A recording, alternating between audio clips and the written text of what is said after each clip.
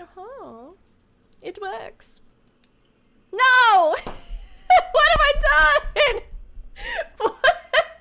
Mission Impossible, take one. We are today gathered here, assembled as the flock, to play through the new demo that was just announced here with the Nintendo Direct this past week. So for anybody who is just now catching up, they're like, what is this whole triangle thing? Working title, thankfully, because it's a terrible one. It is actually a new 2D tactical adventure by the same creators of Octopath Traveler, but I believe set in a different world. And they announced it, it's coming out, but right now we actually have a playable 1 hour-ish demo, which of course will take us like 5 hours. No, it's gonna take us like 2.5 to 3 hours. You can download it for free on the Nintendo Switch store, and I do believe it is exclusive to Switch, so just a little heads up to everybody that it is something that you'll have to play on the platform. So we have our setup here today. We're going to be running the demo together, and I'm really excited, honestly. This is not a game about making shapes good.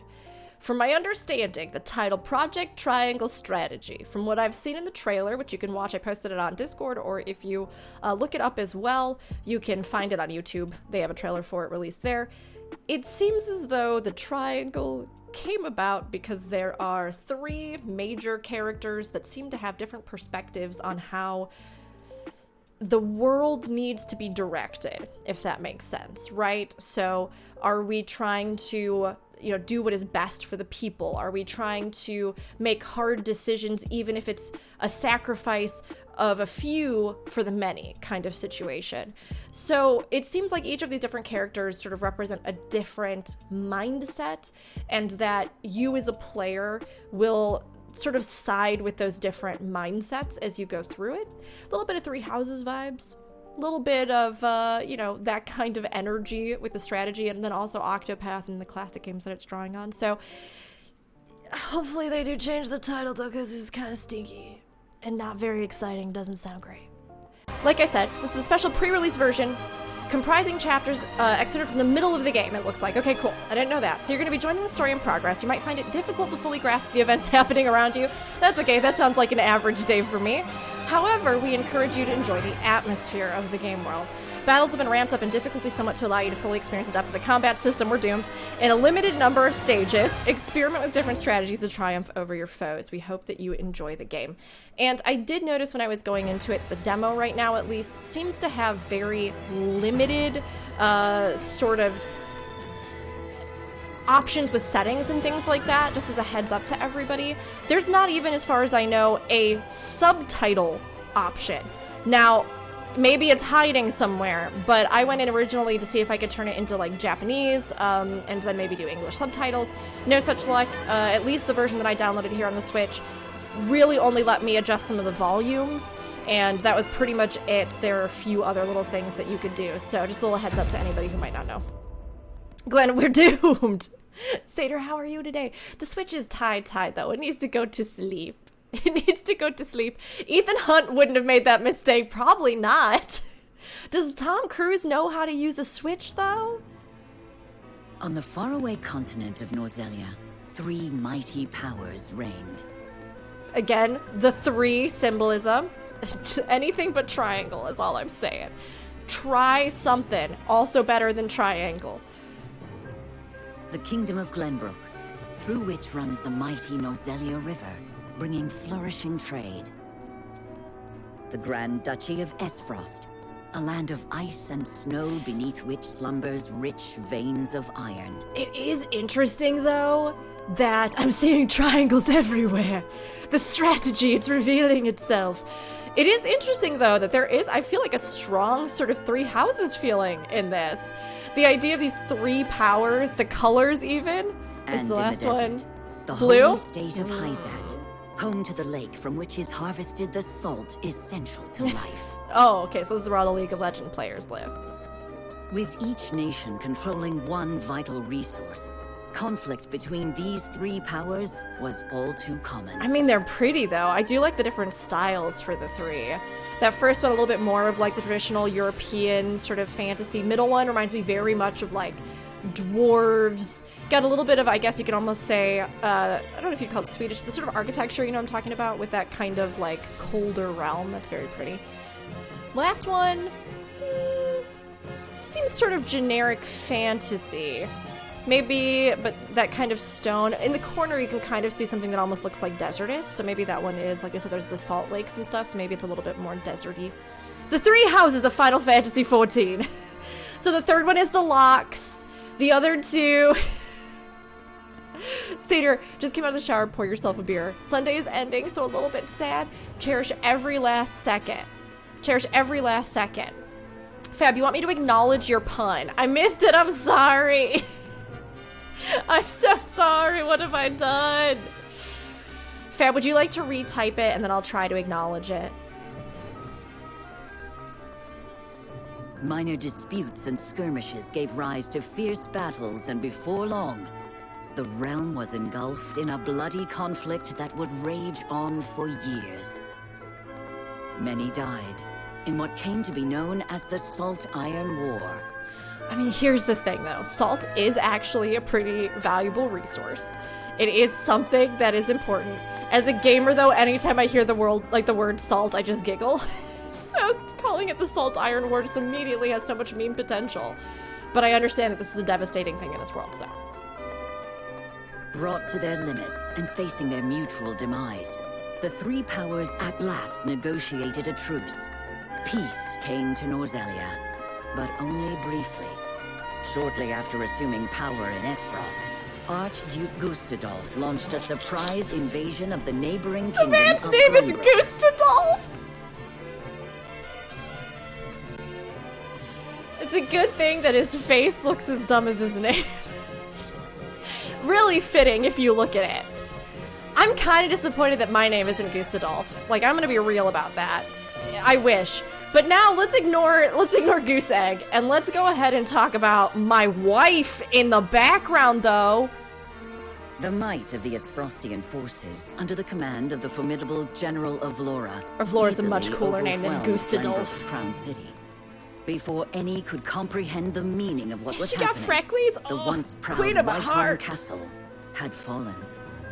She's so superior. Learning of the attack, House Wolfort, highest of the three high houses of Glenbrook, rushes to the royal family's aid. Leading the charge is none other than young Serenoa, who has only just taken over the mantle of lordship from his father. You know, he cute. Pretty standard, sort of main protagonist boy right there. Gustadolf launching an invasion. That sounds familiar. Gustadolf is a really bad name. Kasu, I'm sure there's going to be a whole community that's all about that Gustadolf life. The only unfortunate thing is the fact that in any fanfiction they write about the man, they will have to put the name Gustadolf in there. Like, can you imagine some character, like, leaning in, just like, they were about to kiss, their lips hovering before one another, and then she whispered, Gustadolf. And then the entire moment was ruined, and no romance happened. The man really should have changed his name, you know? Avlora is a pretty good name, Gemini. Avlora is pretty good. We got Standard Boy here. I mean, he cute. Who else we got? At his side are Benedict, House Wolfort's advisor and a veteran of the Salt Iron War. Roland, the younger prince of Glenbrook and Serenoa's childhood friend. And Frederica, his betrothed, who hails from the very duchy they now call foe. I can deal with Frederica. It's maybe not my most favorite name, but it works. She cute, she good, she beautiful. I mean, honestly though, Roland is the cute one. I want to, like, move Roland into main protagonist. Now, I do know, though, that out of all of these, the one old man is going to be Fab's pick. Anybody else, who are you rooting for from this group? Roland cute, though. He got that flowing blonde hair shadow, which is always a good look in fantasies for me. They'll give him a name like Goose. I did have a friend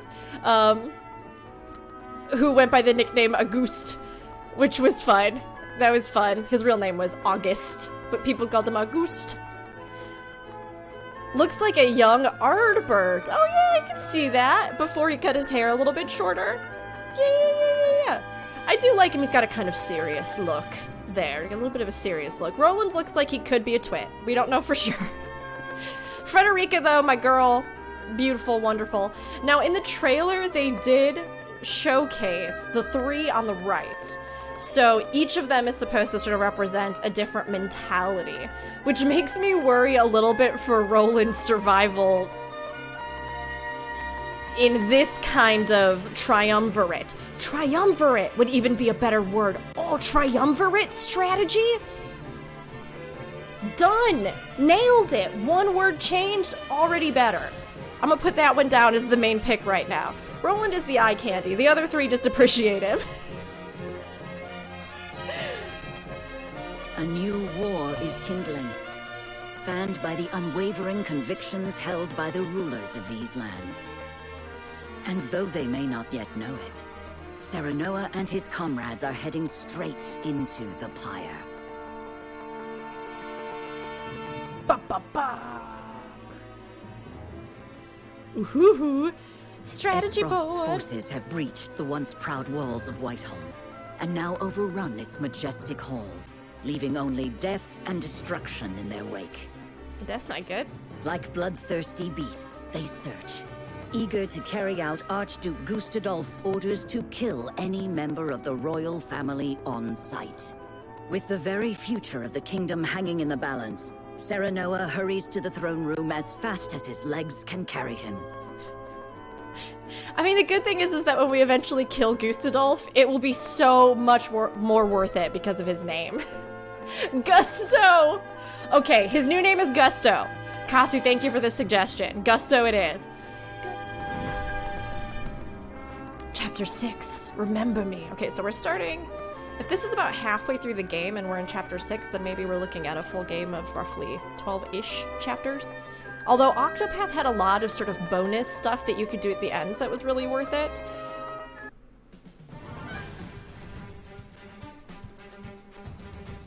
Okay, the action music is already hitting me in this, like, the nostalgia sort of area. The night of Aesfrost's invasion. Kingdom of Glenbrook, Crown City. Whiteholm Castle. Do they mean to hurt us? It's probably, girl. They're not coming here for peace. They will do no such thing, my princess. Not so long as I draw breath. Well, Maxwell, you're probably gonna be the first to die. Sorry, bud. Cease the vainglorious theatrics. The city is mine now, and not a soul loyal to his grace still lives. You are all that remains. Not even the Dawnspear can hope to triumph against such odds. You talk and talk, but do you have the courage to test your words? Oh, Max, Gusto's gonna just destroy you. Gusto! This is folly, Gustadolf. What madness has possessed you? Is this how you would take revenge for what befell your father? Ooh. Nothing so petty as that, Ragnar. The war and all its atrocities should remain buried in the past. I mean, it's definitely as petty as that. I mean, losing your dad isn't just, like, petty. Whatever happened to him, it sounds like it was really bad. Then what drives you to commit new ones? To tear down the future we labored so long to achieve? Do you think Hyzant will stand idly by while Glenbrook burns? I do have to say, right now there is no Japanese language option. The English voices are maybe a little bit rough so far from this little sample. It kind of sounds like a bunch of people that really weren't sure how to read all the words. So they're like, do you think Hyzant will stand idly by while Glenbrook burns? Hopefully the Japanese voices are a little bit smoother. Or at least our main protagonists are a little smoother. I shudder to think what ends you hope to achieve by such vile means. You always did lack imagination. However, not even I foresaw the opportunity this foolish partnership would afford me. Gustadolf's voice is good, though. His is fine. As for Hyzant, she shall meet the same fate as your beloved kingdom before long. Whatever your aims may be, you'll never... He probably will right now. Oh, it's us! What? Father, are you hurt? Roland? Kid Regan's like, this is the worst possible scenario. All of my heirs in one room. Bloop, you're gonna keep the jank English. You love stuff like this. You would rather hear the bad English. Bloop, there is also something kind of nostalgic about that, right? Can't go wrong with the power of gusto. Sweet, I'm getting the impression he might be a bad guy. But, you know, maybe there's time. Maybe there's time for sort of a, you know, we had a turnaround even in Chrono Trigger that was like a villain redemption. So, I mean, you know, maybe. Maybe Gusto will become our friend. The best friend forever group has arrived. We are here now. Brother? You imbecile! Why do you return? Because we was worried. Be grateful to see me for once. I wasn't about to leave you to these wolves. You stone-headed brat! Oh, no. If it isn't my dear Frederica and her newly betrothed. And you've brought friends. Wait a second. Is Frederica betrothed? Did I miss this? Or are we getting it revealed right now? She's betrothed to one of them? Blondie boy with the good braid? Sweet, yes, even Magnus became best boy. Stand down at once. On the honor of House Walford, we shall not let the royal family come to harm.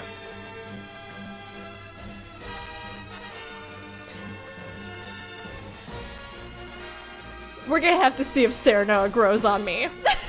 The voice! On the honor of House Wolford. It's me, hero boy. So you're the young one. You have courage, if not much sense. I'll give you that. I do like the environment. The music is so good, though. Brother, what is the meaning of this? Oh, she's related to him. I am sorry for forcing this unpleasant scene upon you, Frederica. I had to take action. Sooner than anticipated. Action? What do you... Listen well. I, Gustadolf Esfrost, do What a hereby name. condemn the King of What a Glenbrook name. and his agents for their treacherous deeds. Scheming to claim the riches of the Grand Norzelian mines their own, they slaughtered my dear cousin Dragan in cold blood. Why do I get the sense that Gusto's lying out of his butt right now? For this most heinous crime, and for shattering the trust between our nations out of malice, I declare their punishment must be swift and final. It also kind of seems like he's trying to frame his sister as being a part of this somehow, but she seems completely out of the loop. Gemini, be right back. Gonna go make a new Final Fantasy XIV alt named It's Me, Hero Boy. That is amazing, and you should do it.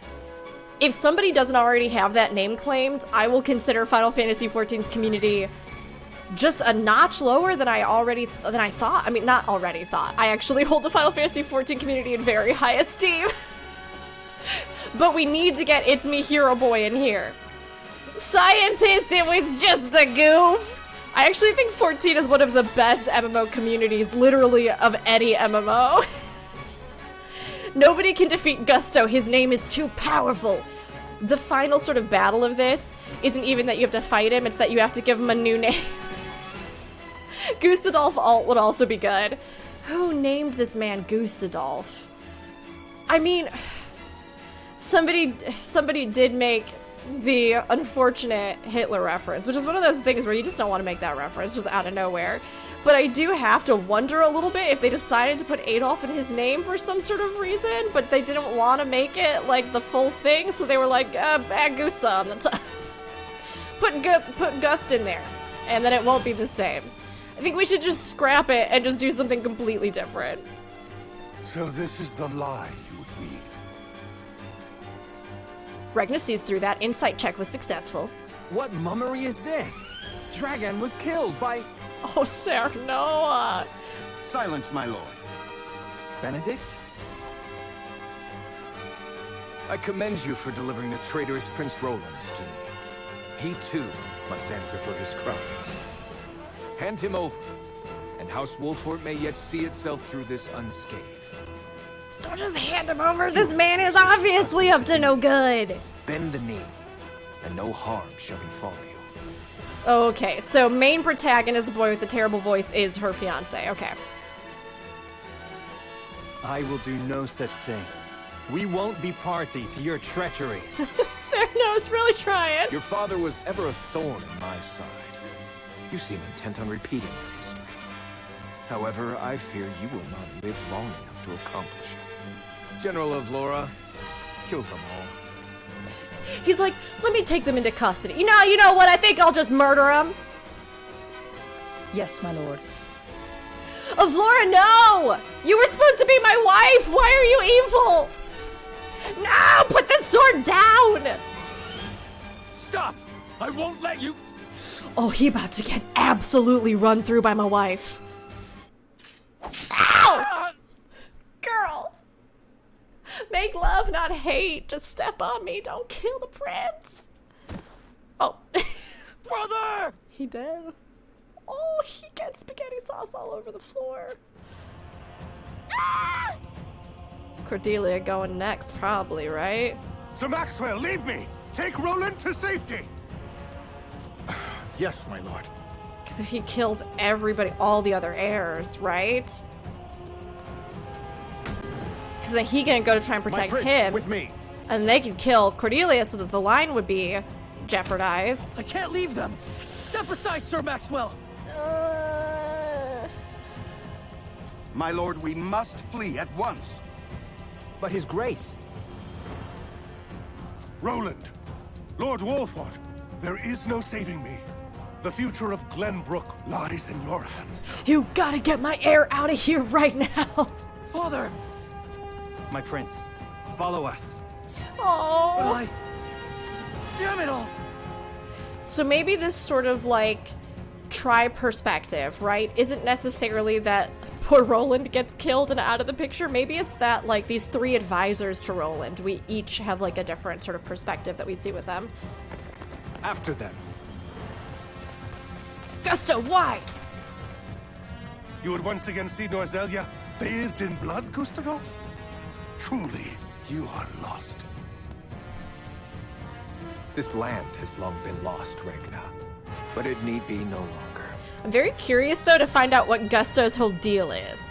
I hope they go more into sort of what happened with him, and that his motivations for wanting to bring down the, like, hierarchy here, or the nobility here, the monarchy, I guess you could say.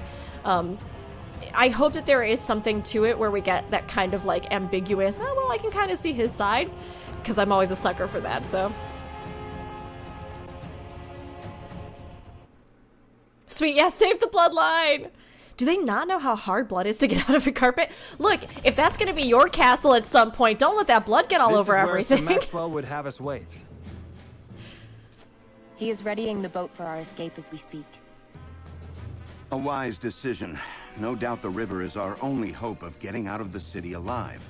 Oh, but this is definitely a dead end we've been cornered against. Fight time? The streets are overrun with Frosty soldiers. Our foe no doubt searches for us on the other side of this very gate. Benedict's voice is real bad too. No! Japanese voice actors, holding out for the Japanese voice actors. Then we wait here and pray for Sir Maxwell's swift return. Father.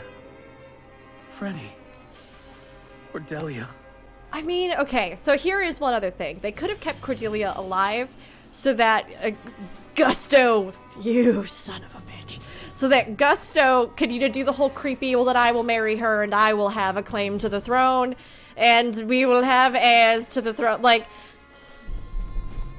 as much as that makes me want to wring his little villain neck even more, like, he could have done that, but he probably would kill both the king and the prince if he's planning to replace them, you know? And what is she doing with us? She's with the enemy! What? No, I had no idea. She don't know nothing. Lies. It was your own brother that attacked the city. If I had any idea he was planning such atrocities, I would have stopped him. I know not what's possessed him. Maybe he is actually possessed by something? My lady speaks the truth. We are as shocked and torn by this turn of events as you. Enough, Hewitt. We can't be clawing at each other's throats with the Frosty army looking to hunt us down like dogs. My emotions got the better of me for a moment. Forgive me. I mean, Huette's not wrong, though. You know, I mean, it's tough. Granted, we are kind of coming in the midpoint of this story, so it's very likely that there's stuff before this that kind of confirms our relationship with her as a character and Frederica's, you know, person and her morality and who she is, right? Coming in here at this point, it's one of those moments where it's like, well, if we literally have the last heir, but we have somebody near us that could be a threat, it would not be out of, you know, out of the realm of reason to be like, either way, you gots to go and we need to flee. Is that Grey Diesel? A voice actress? I don't know. I'm not sure. Off with her head. No, we're not gonna kill her. I'm pretty sure Frederica's one of the main characters. Frederica sounds a lot like Neen. Oh, Santiago, I don't know. I'm not sure who the voice actors are for all of these different characters. There might be a list out. I'm not sure if with the demo being so new, there might not yet. Hi, Neko. It's good to see you. Welcome in, everybody. How's it going? Yes, alerts are off. I saw that Sweet put a little note up about that. Let me just double check and see if we know we're good. But I'll try and catch up with everybody as we go. So, oh, voiced Azula and Avatar. I don't think it's her. It might be, but I have watched Avatar a lot, and I didn't hear that, but I'll listen for it now. Did Nova and Starcraft Catwoman in Arkham, Betsy and Curious George? Grey Diesel! I got you, Grey Diesel. Grey Diesel? I actually kind of like the name mix-up. Huette means no ill, my lady. Her fellow members of the Kingsguard were slain before her eyes. Yeah, she's just worried about the surviving lineage of their entire kingdom.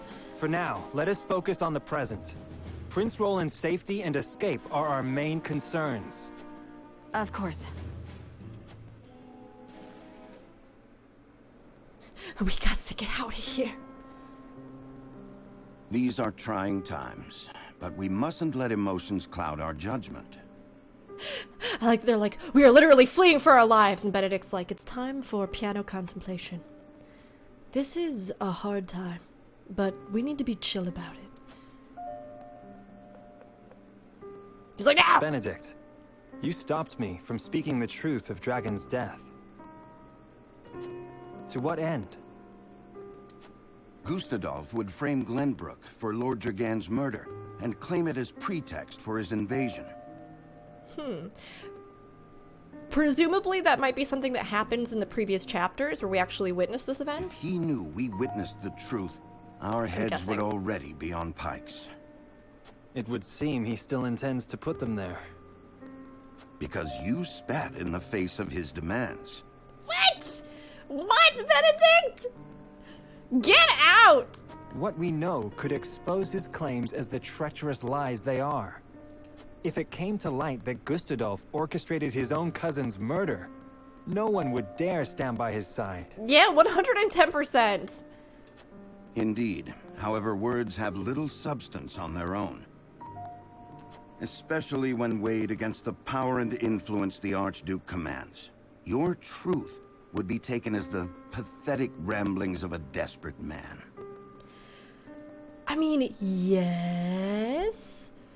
Is there maybe some merit that bending the knee and going peacefully would have ensured their survival in that moment? Yes, but it also would have put them at the mercy of someone who clearly does not want this lineage to continue. And they do have a truth, right? So, I mean, if he had, not shared this and instead chosen to bend the knee, that wouldn't have necessarily really saved anybody. I mean, maybe, but just by letting somebody else rise to power by force, I guess, as opposed to instigating a war? Once again, your wisdom makes me feel the fool. No, we are all fumbling through these dark times. Benedict, what you said is questionably wise. You spoke and acted as the Lord of House Wolford, and did so admirably. And yet my actions have put everyone in danger. Father would have known better. Let us look forward, my lord, not back. There are truths yet cloaked in the shadows, We must survive and see them brought to light. For these truths shall be the weapons by which we lay Esfrost low. That's a good line. There, that's good, yeah. I mean, I think that fleeing and being put in danger is important in this situation so that they could rise up and actually bring the truth to light. That, I think, is wisdom. Thank you, Benedict. I promise to do all in my power to see us through this safely. Every last one of us. I know you will, my lord. Let us await Sir Maxwell's arrival.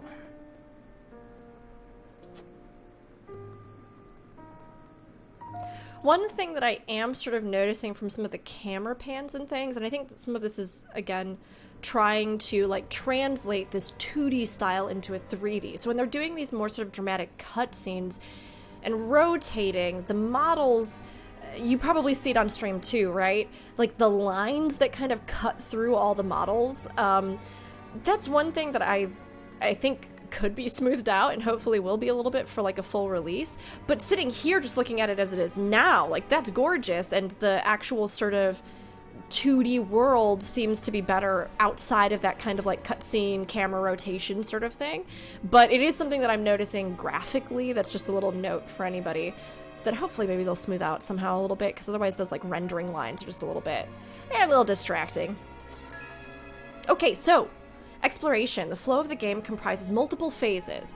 In between story scenes and battles, there will be an exploration phase. So this is also very similar to something like Fire Emblem, where you have like almost separated combat sequences, and then you have something more where you're doing kind of talking to people, exploring things, searching for things back on the sort of school grounds or training grounds.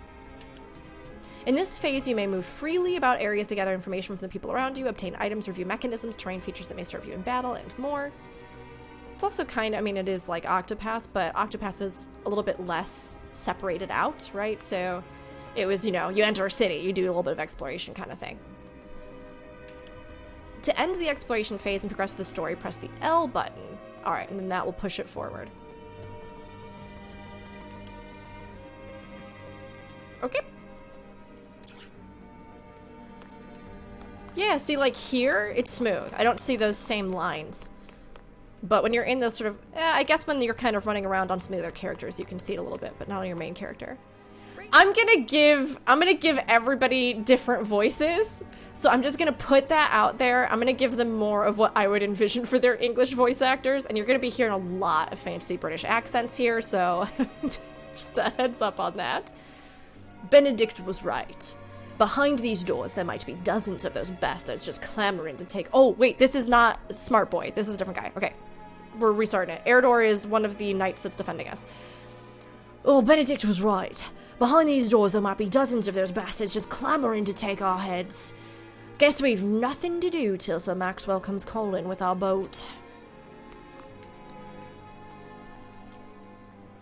Franny, father, what has happened? Damn it all! What have we done to deserve this fate? On his own sister's wedding day, no less, and on the eve of a new age of harmony. What does he hope to gain from all this? What grudge could my brother possibly bear against Glenbrook? I hear footsteps in the distance. Our pursuers draw ever closer. We won't be safe here for long. If Sir Maxwell does not arrive soon with our escape vessel. Though the Duchy's aims remain unclear, it stands to reason that our own domain as well may soon come under siege. Still, at present is our safest destination, and Prince Roland's only refuge. We are the last alive who can keep Prince Roland safe at a time like this. Oh, some dialogue options. I do like them. Thank you. I like having some dialogue options in my RPG.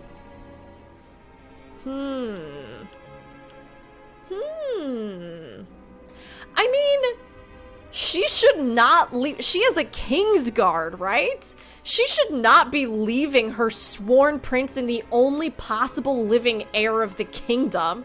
I'm just saying. I'm just saying here. We need your blade. Let us fight together. Well said, my lord. There's hope so long as we still stand, and stand together. And so long as you are here to guide us, Lord Wolford. The boat should arrive soon enough. In the meantime, there's only one thing we can and must do. Conviction! Ooh, I like when there is a kind of persuasion sort of mechanic in a game. Super.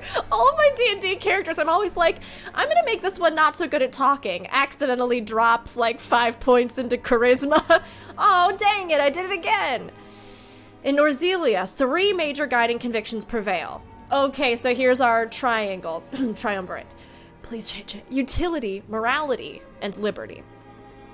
I mean, that represents basically the large overarching philosophy groups, I would say. This will take the form of invisible parameters influenced by the choices you make throughout the game. These parameters will not be reflected visually. Oh, interesting.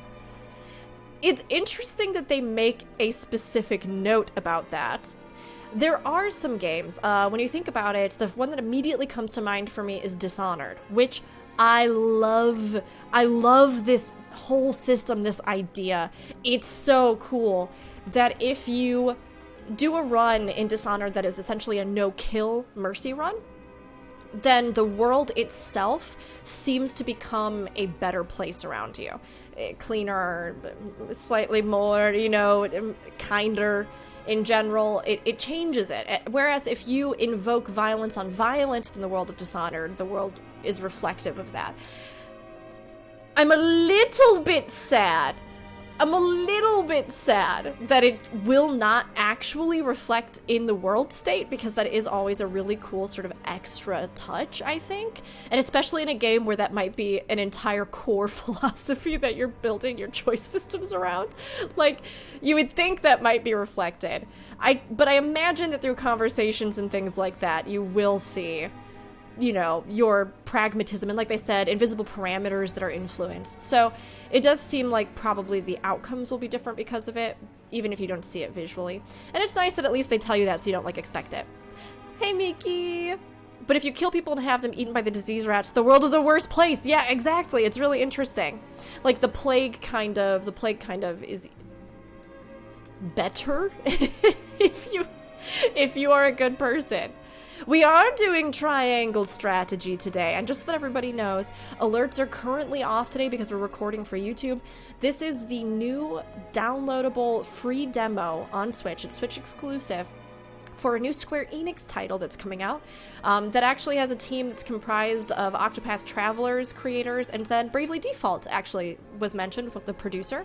So it has a lot of influence from a lot of classics, sort of 2D sprite RPGs, JRPGs, and I'm really excited about it. Hey Noella, how's it going? Miki, how you feeling? How you doing today? Ghost Achievement Guru, exactly. And I love that little extra step that kind of makes you feel as though what you've done does reflect the world you live in, which is really cool. Okay. Invisible parameters, you will not see changes.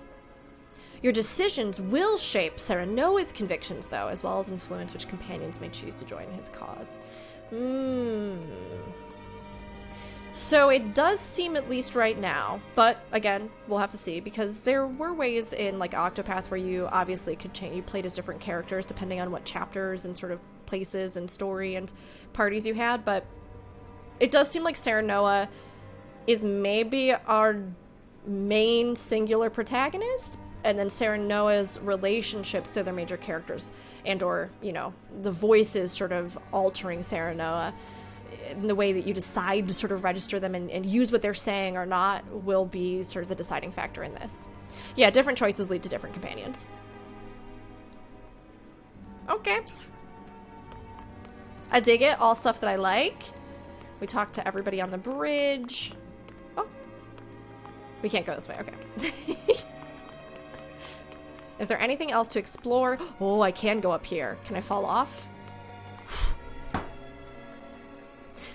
I had a moment because he runs up and it, like, his foot looks like it's just off the edge. Even though I was doing it purposefully, I still felt immediate existential dread. Like, oh god, I'm gonna fall.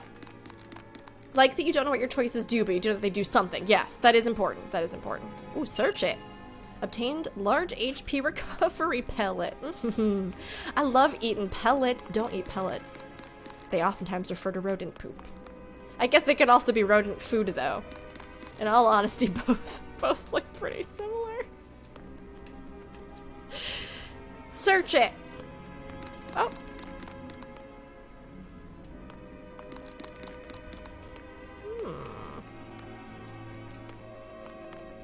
Okay.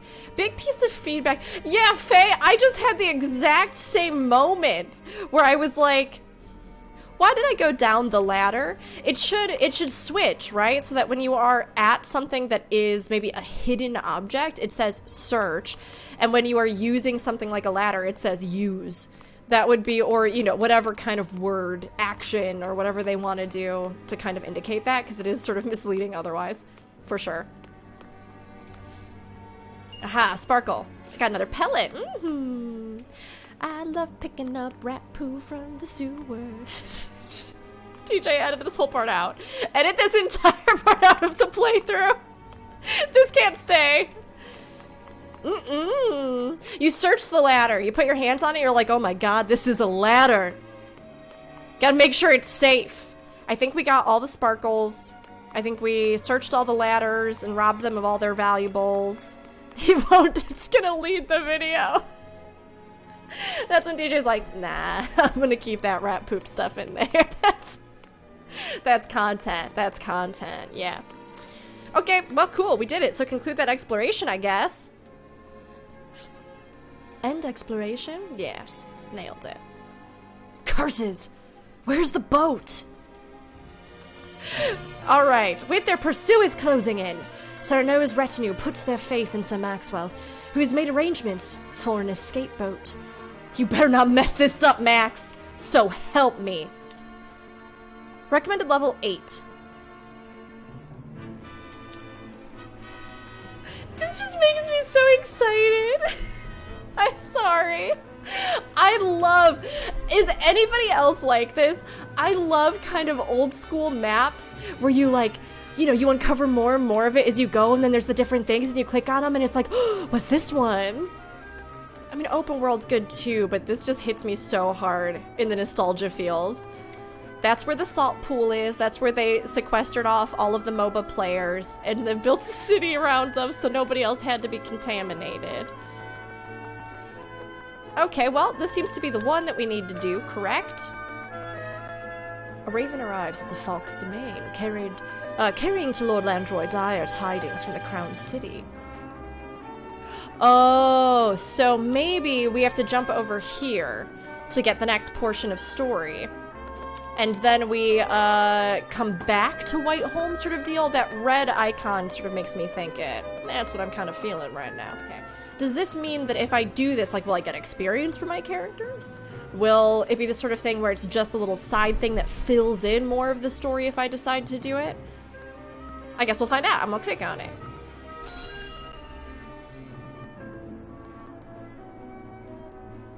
Oh, Raging, I'd love a print of the map too, yes! Give me like a really high quality hanging map. Kingdom of Glenbrook. Hold up. My lord, please reconsider. Sorry, everybody. We're back to the terrible English voice acting. I cannot save us from this. Esfrost's numbers are overwhelming. We would only be sending our men to their doom. I will not stand idly by as the capital burns. Landroid, that's the kind of initiative I like to see. You fool! I'll go by myself if I must. Well, that's stupid, though. You alone not gonna do much against an army, Landroy, but the initiative and the go-getter attitude is appreciated. Make that bastard Gustadolf remember how true my aim is. And how stupid his name is. It's too late, my lord. Whiteholm has fallen, and the capital has been taken. Falk Soldier. I'm gonna name him... What name are we gonna give this man? He needs an honorary title here, this poor voice of reason. Let's find something good. Let's find something good. Sven? Sven's a pretty good one. I'd take Sven. My lord. Falcon! Hyper's gonna give Falks' soldier, a name that is so good, he's actually the secret protagonist of the game. Rodolfo. Okay, Synth has it. Rodolfo's great. No, that's quality Synth. That's quality. Rumple Rodolfo is his name. Falcon Punch. I'm sorry. Rumple Falcon Punch Rodolfo is his name. That's canonical. That's it. But for the sake of this moment, the third on the end. Sorry. Rumple Falcon Punch Rodolfo the Third. But we're gonna call him Rodolfo, just to sort of give him that name. Rodolfo is like, Whiteholm has fallen, the capital has been taken, the only voice of reason in this entire state, the only one holding down this fort, the real hero of this game. Does His Grace and the royal family still live? There is no news, my lord. Heavens be good. A dream of peace so soon dashed asunder. And under my watch. Your Grace, pray live long enough that I might atone for my failure in person. Landry's passionate, and I appreciate that about him. My lord, I fear there are other concerns. The Esfrosti army may not stop at the capital. I mean, no, they're probably going to take out all of his supporters and all dissenting voices. Yes, the three great houses might still unite against them. We must prepare for the worst. Raise the alarm. It's time to muster our defenses. Good job! House Falks will not surrender without a fight. The real hero here is Rodolfo. Because this whole plan was basically his doing. He's over there in the corner like, no, try again. No, Landroid, not that one. Yeah, yes, muster the forces. Yes, don't go run in there alone. Nailed it. Landroy has the best voice. He's your favorite. So far, Landroy and the unfortunately named Gustadolf. There it is. Gustadolf. It's so ridiculous. It's hard to even remember. Gustadolf. I mean, honestly, Rodolfo's name makes more sense to me. Gustadolf is just, is really messing things up for everybody here. His name distracted me so much I couldn't even remember what I was saying at the beginning. I literally cannot get over that name. So far, things that need to be changed. English voice acting rough. Give me some more options for some different things. Gustadolf, I know you already have all the audio recorded here for at least the English, but Lord, that boy's name also needs to change. Gustav, solid option. Add in the extra feature that Feus mentioned, where not like running up to a ladder to use it, the little word that comes up isn't inspect or examine or search. What was it? Search? Instead, let's do something like a use. Let's put that in there. That's an easy fix. There's no voice acting for that. We'll put that in. And then maybe the name should be something like Project Triumvirate Strategy, which sounds much cooler than Triangle I drew with a crayon and a pencil once. And that was my cool strategy. Kingdom of Glenbrook, Crown City, Whiteholm Bridge. My prince, I'm sorry to have kept you waiting. I've managed to procure a boat for our escape. It should arrive anon. Excellent. Thank you so, Maxwell. Thank you, Maxwell Coffee. Would that I could have done more. You did well to stand against Gustadolf. Your father would have been proud to see it. Gusto! Let's save the pleasantries until we're through the gate, huh? Everyone ready? We are. Open the gates, Eridor! Whatever you say, my lord. Here's hoping we can make it through without those bastards on the shore noticing. This seems like the least stealthy way to make your way into an escape boat in a city that's literally on the water. They could literally just put a rope over the side of this bridge and then drop down. Open up the major front gates of this city? The gigantic metal grate gates of the city? Over there! They immediately know where we are! Yup! There's too many of them. We need to turn back.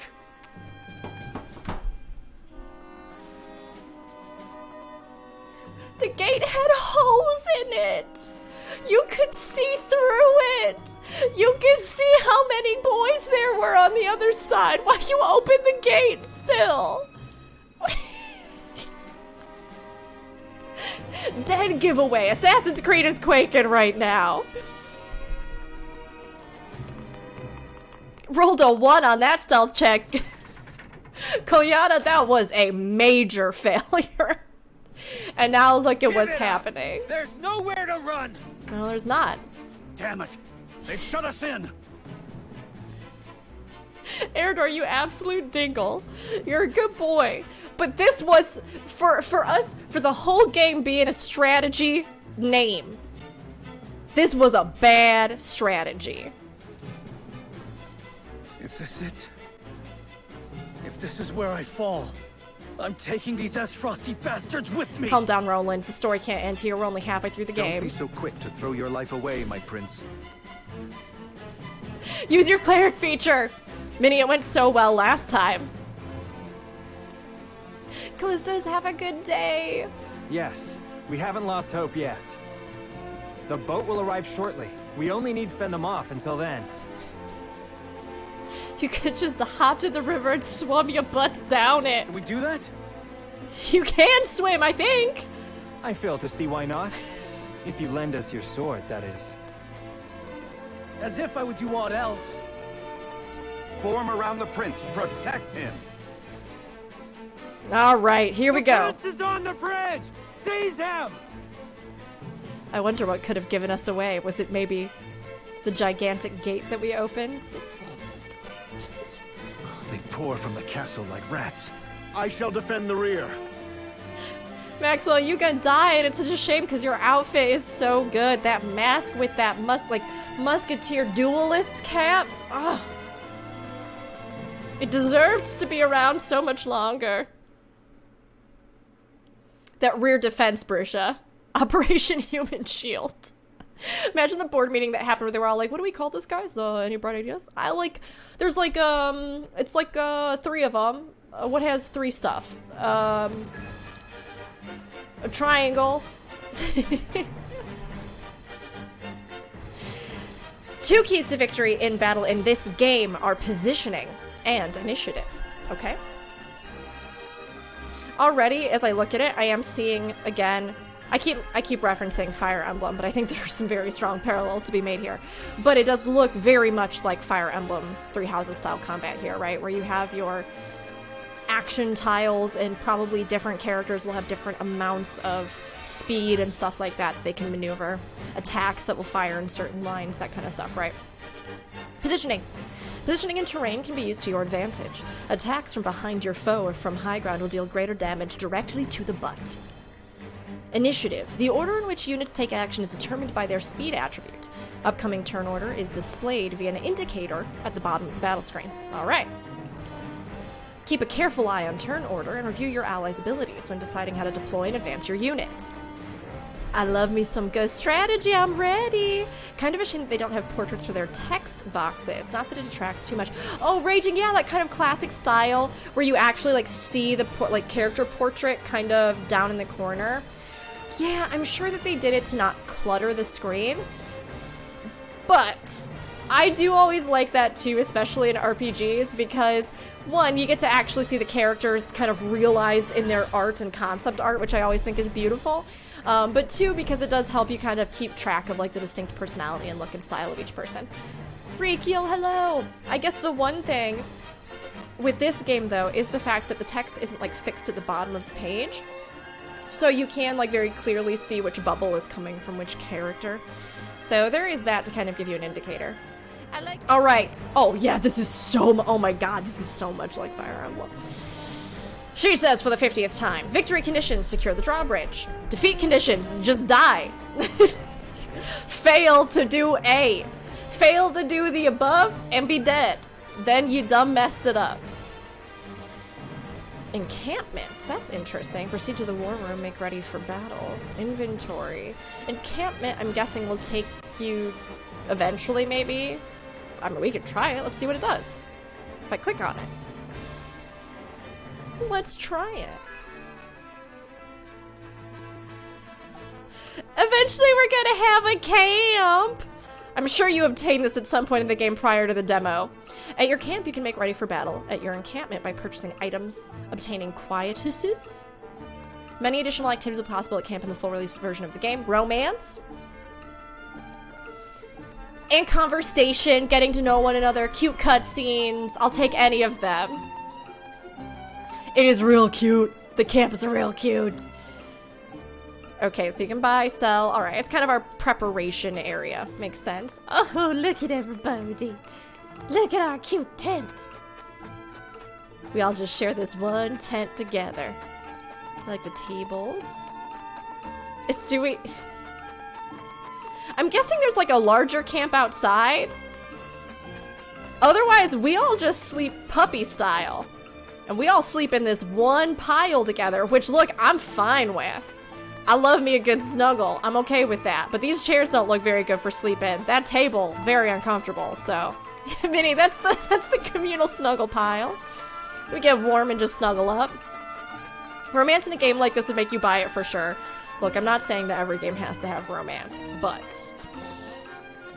Do I like it better when I can choose to do that if I so wish to? Yes. I always feel like, too, having that, like, additional connection, and I really appreciate when they have something like companion quests and stuff like that, too, where you can even deepen platonic friendships, relationships, right? I love that kind of stuff in a game because it just makes it hurt all the harder when somebody dies or you're in like a tense situation or when you come through it all together, you know? It gets really... You feel really moved by it if you actually know a lot of the characters really deeply. I mean, there's 6 of you and 3 beds, so 2 per bed. Where are you seeing these beds? Am I just missing them? I'm like... just looking at the entire thing like, am I just completely missing where those beds are? Oh, the bed rolls. There's bed rolls somewhere. Oh, I see. Actually, funnily enough, yes. Over here in the snuggle pile. I guess they're like futons. There's 3 separate futons over here. Snuggle pile. We're all just gonna get in there together. Yeah. Come to wet your whistle or in search of information. Either way, you've come to the right place. You can bet your blade I'll have a list of errands ready for you when we open for business. Come back then, will ya? All right, lady. A young smithy. I'd like nothing more than to tend to your weapons, but I fear I haven't quite finished my training. Pray, bear with me a while longer. Provide me with the necessary materials, and I would be honored to temper and repair your weapons. Pray, call upon me at any time. Pray, return to the Waking Sands. Come to learn the ways of war, have you? I reckon I can oblige. Quick link! Move an ally's turn to directly after your own. Can I get it? Can I buy it? No. Spend kudos! So it seems like kudos are some kind of currency that you earn. With it being called kudos, that would make me kind of think that it's maybe like an approval? Like an approval system currency? Like if you are generating approval through your actions or something with certain people, then maybe you can spend them to acquire these sort of combat abilities known as quietuses. Okay, so we can't do anything with any currencies yet because we don't have any. If you'd learn more, you know where to find me. My research proceeds apace, and I feel I'm on the verge of yet another breakthrough. Expect great things, if you were not already. Okay. Alright, braggy boy. Look, I like the bold energy. The self-assuredness. You do it. You're probably great. I don't know anything about you yet, but you're probably great. Okay, we talked to everybody except for this friend. Portly merchant. Come one, come all. Lionel has procured for you only the finest wares from lands near and far. What you got? Some rap hoop. Some healing rap hoop. And a big healing rap hoop. I maybe will buy. Can I buy? I got some monies. I got some monies here. I'm gonna rearrange our chat box really fast. Oh, we got 500 monies. Okay, alright. Okay, I'll buy a few poops. Sure. And we'll get one big poop, why not? I like to be prepared. Oh, that's all we got. Okay. Alright. If my wares do not meet your every need, then let the heavens rain their wrath down upon me. I'm gonna hold you to that. When I learn how to cast Meteor, you best have good stuff. Well, I guess I'm donezo. This one thinks your Khajiit voice is spot on. Thank you, sweet. Thank you. Now after our nice little camp break, now what do we have in inventory? Firestone deals fire damage to a single enemy. Interesting. So they just gave us a few random rings and things to start. Makes sense. We basically know what we gotta know. Alright, well, weather sunrise, wind breezy. I wonder if some of the different effects and things will actually alter what's happening with gameplay. Like if there is, I don't know, some kind of weather effect, will it power certain spells or affect different things you try to do? If the weather, like if it's dark and it's nighttime or something, will you have to juggle visibility with various characters? That'd be pretty interesting. See if you can save before battle. I took a picture! Alright, let's begin this battle. Let's do it. I'm ready. Sure. Commence. Escape from Whiteholm Castle. That person's on a bird?! The gate to the drawbridge is shut tight. We must find a way to open it, and quickly. When can I be on a bird? There should be a mechanism nearby. I want to be on one. What class is that? Where you get to be an eagle fighter. Leave our pursuers to me. Open the gate, whatever it takes. Everybody else is doing dramatic dialogue, and I'm just like, how can I get a bird? Board the boat from this drawbridge to make your escape. Defeat all surrounding foes to ensure safe passage. Pull the lever, Kronk, to open the gate and reach the drawbridge. To open the gate, move a unit to a square adjacent to the lever. Break through the gate and capture the drawbridge to make your escape before the enemy surrounds you, even. When moving a friendly unit, some squares will be colored purple. This means squares in an enemy. Oh my goodness. Reading is within enemy attack range. So you're going to take like an attack of opportunity, probably. Or it just means that on their next turn, they can't attack you. If an enemy is able to attack a friendly unit next turn, a red line connecting them will appear. Oh, this is exactly the same. This is actually... this is actually Three Houses combat. There's a lever there. Okay, so if you are within range to receive an attack or be moved to receive an attack, you're going to get these red lines that will show you that this character is vulnerable. Particularly important for ranged people when you're trying to position them who might be squishy. When moving a friendly unit, some squares will be colored purple. It's the same. Alright, we just have these two. Okay. Your orders? Oh, Anna, beautiful! Your face is beautiful! So there, see, we are within enemy range. What do we have, though, for her? Like, can I see everybody's toggle unit display? Oh, I see. It's just going to show me health and stuff. Does it show me for enemies, too? Yeah. Secret weapon! Grants 2 TP to an ally. Okay. Details. Show me. I just want to see what this girl's working with. I want to see what she's working with and what it all is about here. So she can do a stab, slumber stab. Ability details. Deal physical damage to an enemy and have a chance to put them to sleep for 2 turns. It's just kind of maybe roguey, a little bit roguelike. Take cover, become invisible for 2 turns. Effect will be lost if you attack or stand directly in front of a foe. Act twice, grants 2 actions during a single turn. Okay, so she has a bonus action. We can do this one, move to an adjacent square with a height difference. Oh, so this is if she, I see, height minus 15 or plus 15. So she just has to be in some kind of height difference and then she can surmount. Yeah, the art is cool. I like that kind of sketchy, watercolory style. That's really neat. The music is good. What's she twerking with? It is Fire Emblem made to look like Final Fantasy Tactics, which, to be fair, Gustadolfo, aka Bloop, I do not mind at all. Hey, King, how's it going? King, I actually think you would like this one.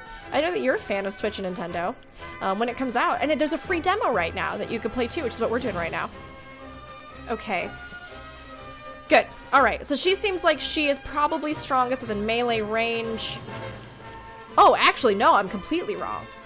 All of these attacks are ranged, interestingly enough.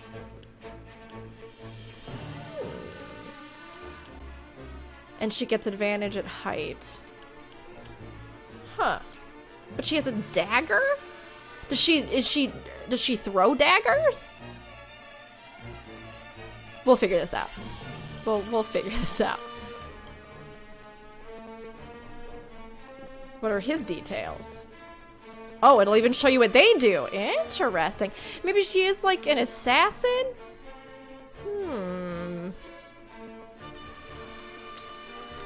Physical damage.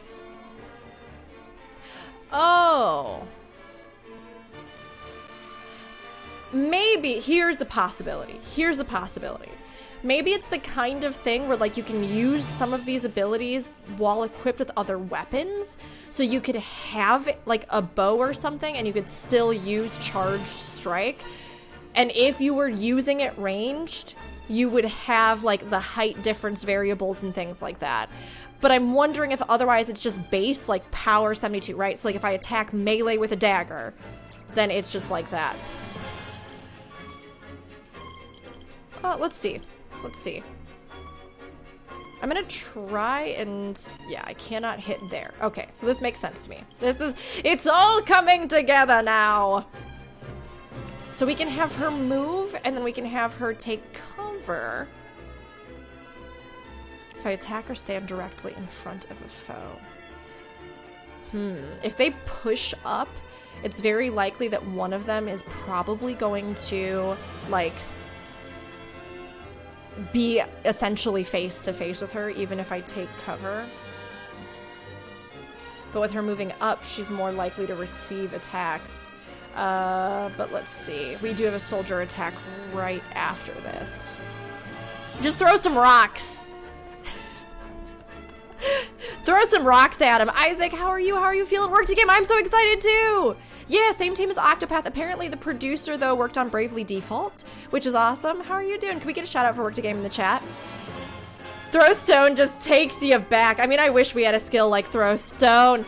We don't so far, at least in this demo. She isn't in the red zone, though. No, but Hyper, if one of them moves and then is able to hit her, that will still be a thing. That I think... it might be that they'll have to move in the next turn because they may not have enough movement speed to actually directly hit her. But somebody could get up in her face. Well, we'll put her there and we'll see what happens.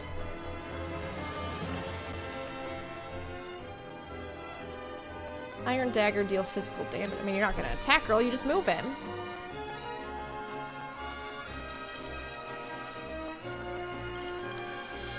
I think she can attack. No, she can't get anybody. Alright, so how do we just end her turn? Let's see.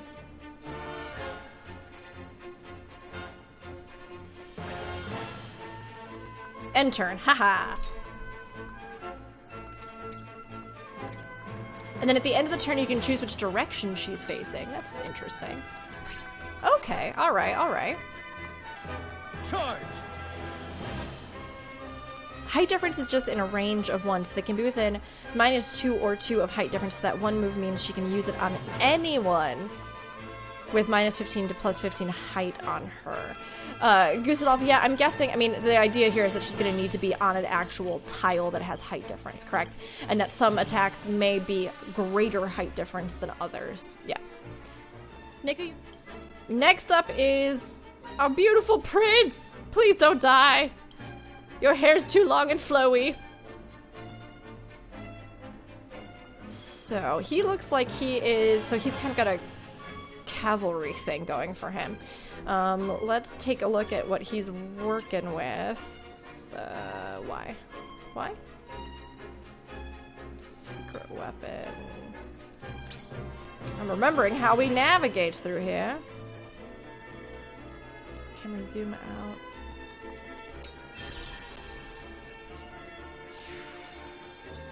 What? Oh, we accidentally used it. It's like, what is happening right now? What is this? Yes, I did want details. There we go. His locks are so luscious, Net Jam. Alright, so what is this boy working with? Double thrust. Deal physical damage to an enemy 2 times. Move 4 squares in a straight line, dealing physical damage. Okay, alright, alright. This is actually pretty similar to sort of the, like, Lancer cavalry stuff with 3 houses. So, idea being that, yeah, you can kind of cover more ground using the horse that you have. Okay.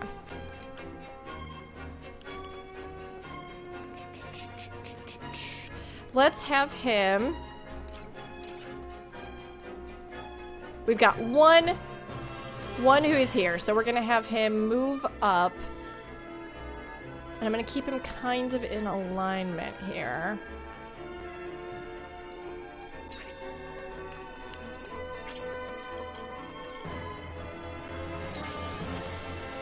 And then we'll do, let's see, double thrust, that'll be our single target. Yeah! I did a thing! They did a thing!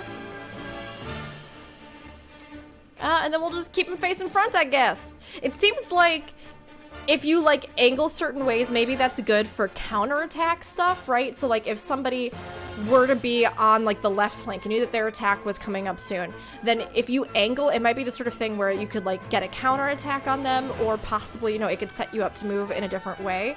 It does seem like back damage or rear damage is something for various characters, though, so I'm assuming you have to also be careful, especially if you're up against somebody who might get bonus damage if you turn your back to an enemy, which is pretty cool. I like that kind of component with the combat, to have that freedom to be able to choose at the end of your turn what you're going to do there.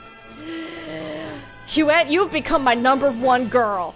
You and your bird. This so good. You so good. Okay, so if I hover over her, that's when I can see her details. Deal physical damage to an enemy, have a chance to blind them for 3 turns. Physical damage to an enemy, insult to injury. These kind of remind me of, like, Pegasus Knight. Raise critical hit against enemies with 50% or less HP remaining. Increased damage inflicted to you by arrows. Okay, because she is an aerial unit, arrows and things like that do more damage to her, so that makes sense. She is cute, though, Neko. Okay. I mean, how far can she go is gonna be my next question. And could she move? Yes, she could, couldn't she? Can she? Oh, maybe not. I was like, oh, I'm so excited. I really hope that she can actually, like, fly, or that elevation wouldn't matter to her. It might not if I get her, like, close enough. So, like, if I move her here, then I might be able to actually, like, knock her up without having to do some sort of ladder climb thing, but it does seem like her actual physical movement range is kind of limited at this point, unfortunately. So if she goes there, she's gonna take an attack from the 3 of them. If I move her here, 2, really? I think I'll move her here, and then what I'm gonna do is I'm gonna try to blinding arrow him.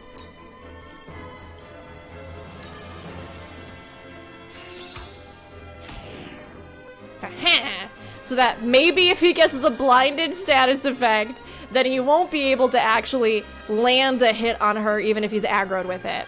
Net, the art style is really pretty. Garou, I know if we had Dragoon, they could just jump there. At least Final Fantasy XIV's Dragoon, right? The avatars are so good. Keyblade, the style of the game is on point. Like, I'm loving the sort of aesthetic, the feel of it. That is one thing that I really liked from Octopath. Now, I will say so far, but we don't have like a really big sample pool at this point, unfortunately. But so far it does still seem to have a little bit of one of my critiques of Octopath, which is just that, like, almost every character moves in a kind of copy-paste way. Like, I would have loved it if our adventuring party behind us, each one of them had some sort of different idle animation based off of their combat, or, like, you know, if we have a caster who has a book, maybe she has, like, one hand up, or things like that. Unfortunately, that is one thing that I was a little bit sad about, especially coming from Chrono Trigger into Octopath, it seemed like the unique sprite details and the sort of vibrancy of different characters wasn't quite the same, but the actual style itself is really beautiful. Okay, let's end it there.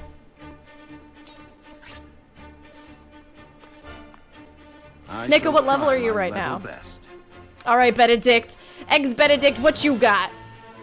Show me your skill set. Bulwark. Raise an ally's physical defense and magic defense, so he's maybe a buffer booster. Raise an ally's strength and magic attack for turns. Grants 1 TP at the start of a battle. Okay. And you can move an ally's turn to directly after your own. Interesting. Okay. And I'm sure you can probably customize a lot of these builds and things as well. Let's raise someone's attack.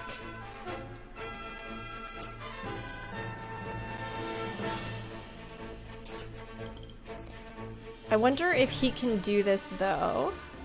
Maybe. Can he just cast it?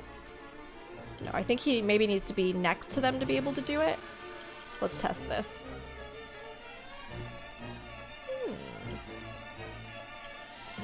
Or does he have, like, a separate spellcast menu? That could be the next question. No.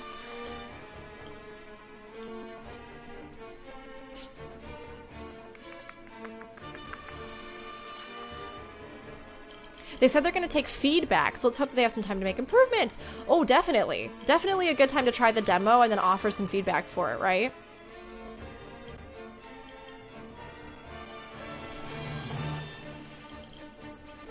Huh. So it seems like here, like if I'm trying to click on our allies that are next to him or adjacent to his squares, it doesn't seem like I actually am able to do anything to them?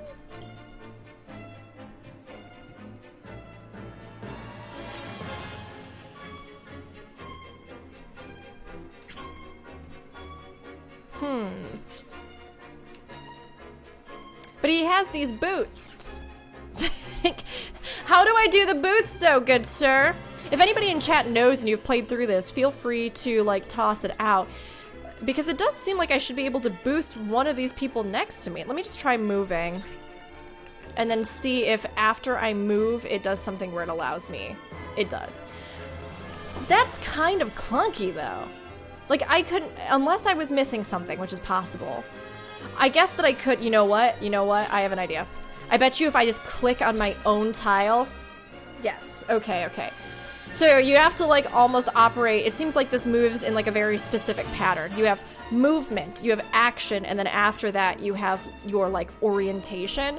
So you have to like no matter what delineate a movement at the start, whether that's staying in the same spot or moving somewhere else. It's not like I can just stay on the tile that I'm on and then have an optional menu that says cast, and then I cast something from there. You have to like click the tile and then do the action.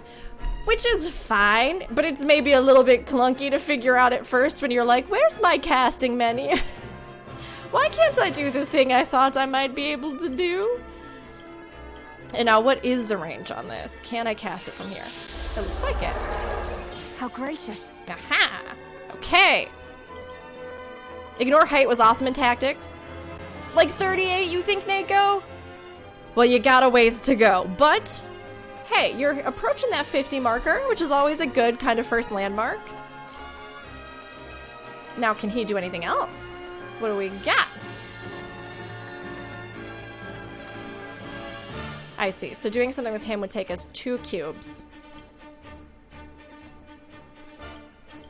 Okay. I think that's just all we can do, which is fine. All right.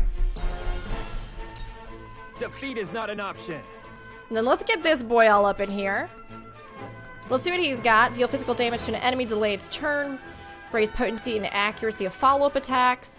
Deal physical damage to an enemy. Damage dealt will increase proportionally if you launch the attack from higher ground. Oh, neat.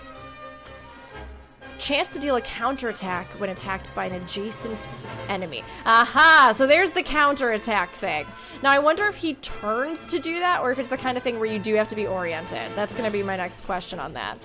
But let's go ahead and get him up in this business. Can I run him through another unit? Like, can I just take him through here? It seems like it. He's gonna take 3 attacks up there, though. That's a lot of attacks, but she only has 99 health. He has 109 health. Eridor does seem to be our tankiest, though. Everybody else is hovering around. Whoa, whoa, whoa! Oh my god, Maxwell with 201 health. Okay. Alright, buddy. No, I see you. Let's go ahead then, and unfortunately all three are really gonna go for him.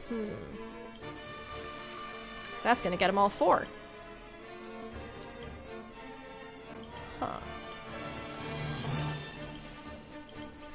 She only has 87 health, though. So if we can kind of minimize this and draw their attention, he does have a larger health pool, but I think I'm gonna instead move him here for now. What does delayed strike do again? Physical damage to an enemy and delay its turn. Oh, okay. Well, we cannot reach, I think, at this point. So we're just gonna go ahead. We can use a Firestone, though. I might save that. Okay. He a beefy boy! Somebody clearly ate his lunch. There is diagonal movement, yes. And we got two boys in the back, too? I shall do what I can. Hot dang. Gila, what can you do? You're a physician, so she's probably our healer. Yes. Cure wounds, #1 ability here. Grant HP to an ally. Grant additional HP to allies at 50% or less. Raise an ally's speed for 3 turns. That's actually going to probably be pretty good. Especially if I can. Hold up. She's going to take an attack here. I'm going to move her to here. Then I'm gonna... I can't haste! Oh, because she moved?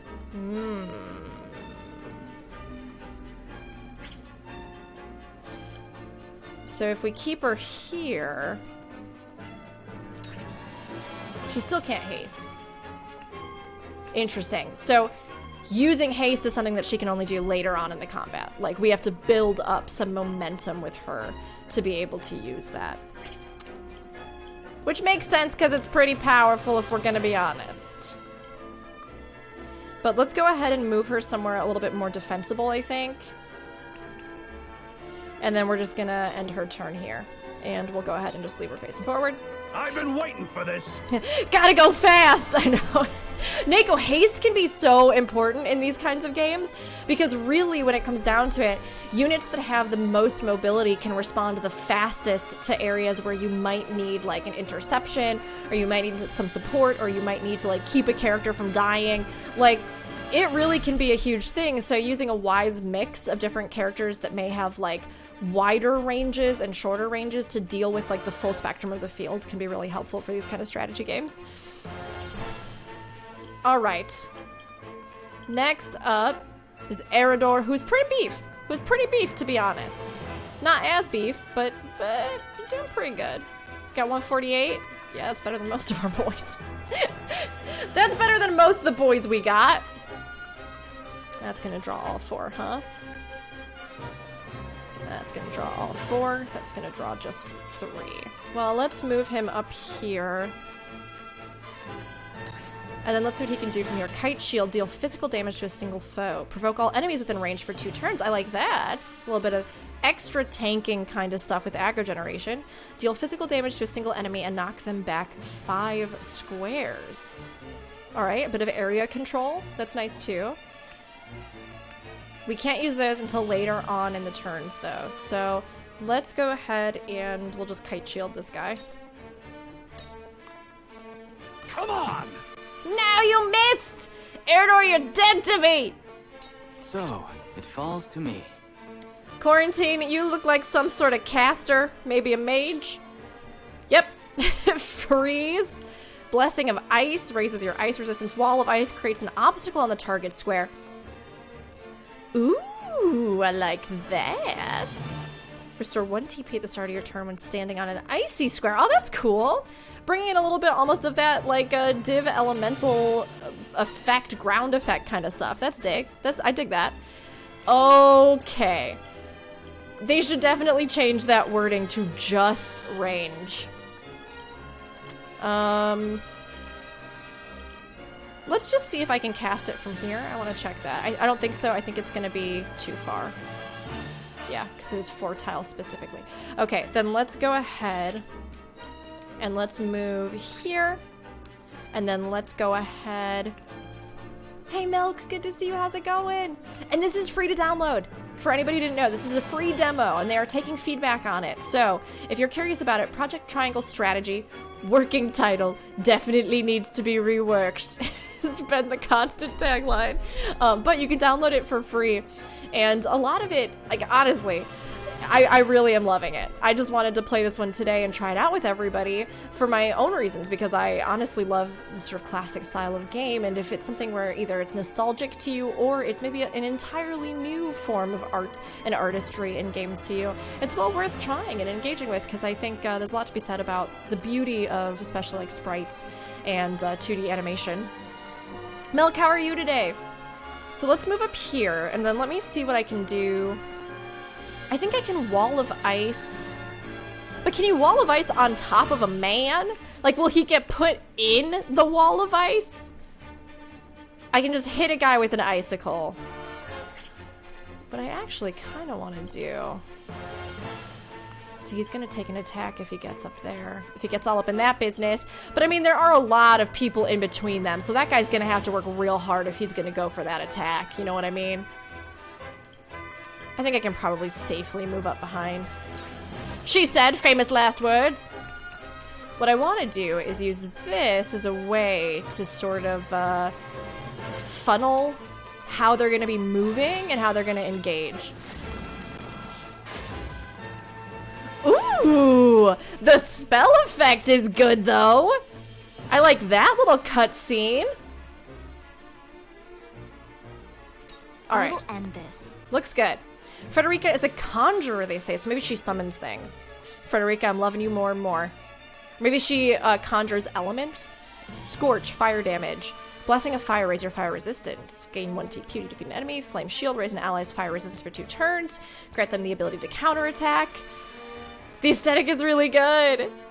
Project Triangle Strategy, the story of Gustadolf. Adventures of the world into geometry. Melky, you slept weird 3 days ago and you're still paying for it? Oh, I'm so sorry, friend. I hope that you are able to get some rest and work it out a little bit. Maybe do some like really gentle neck stretches and like exercises. Okay. So she just go blast things with fire. Now I wonder if fire interacts... If fire interacts with things like this where you would melt it. I don't know. But I think what we'll do is I'll go ahead. What? She gonna take an attack if she back there, but not if she up here? Let's move her up. And then let's go ahead and whap this boy. I mean, he close to dead. Actually, I think she has an ability that does, like, oh, that's not close enough range. Hold up. Oh, she can't move there. She doesn't have enough movement. What if she goes here? Then can she hit him? No, still too far. Ah, bummer. Okay, let's go ahead then and have her move where we want her to. We'll go up here and then we'll have her just hit this guy. One of our, I think the Hawk Woman has an ability where she does like massive damage if somebody's under 50% health. So what I was thinking right there was like, oh, if I could get her to help sort of, you know, chip away at the ones that are in front of our tank, then I would do that and then just leave that other guard that's already below 50% to be picked off by our other fam. But if she can't reach, then I don't want to waste her turn, so I'm going to go ahead and just have her take this guy out. And that'll free up the... or at least try to hit him if she can. Oh, maybe not. She has, like, no range on her attacks. Really?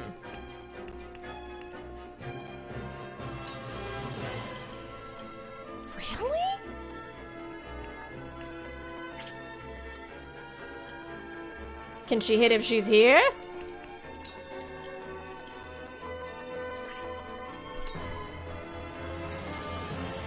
Interesting.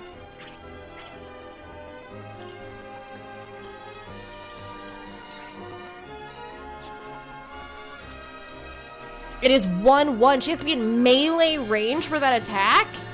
That's weird.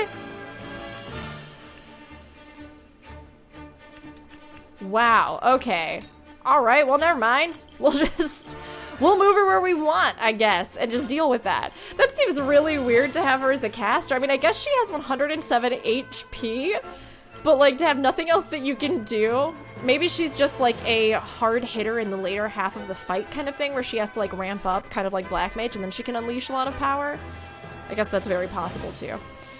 Alright, let's move her this way then, and we'll keep her over here.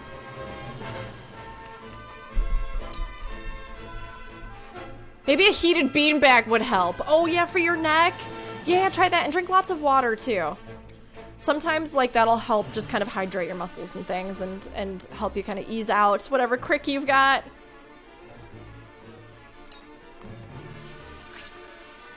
My turn. Alright, Anna coming back in again. Alright. So if we move her here, it says that they can hit her there, but there's a wall of ice in the way.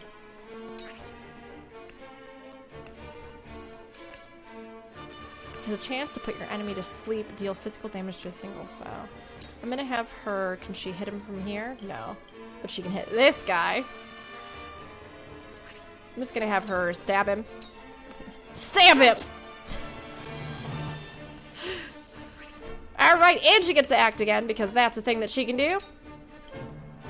So we'll stab him again! She might get more ranged stuff later on. Yeah, it's possible. It's possible. Yeah, she doesn't have a ranged attack. She has one, but it looks like she needs to build up like on her second turn. Like you can't use that ability until turn 2 or later. So unfortunately, she's just like a real weak starter, it seems like, until maybe we have other abilities and stuff for her to do. Garu, I hope you do, and try the demo out for sure. Okay, so we'll just leave her here, and she's okay to face him this way. She won't take backstab damage or anything. And then we'll have this friend. In reality, it would be really ideal if Eredor was able to step back and then he could just like blast through that row of enemies. But as it is, we'll just go ahead and have him maybe finish this guy off. Or, you know what? Who's up? Who's up after him? We have Bird Lady. Alright, I'm actually gonna have him 109 HP.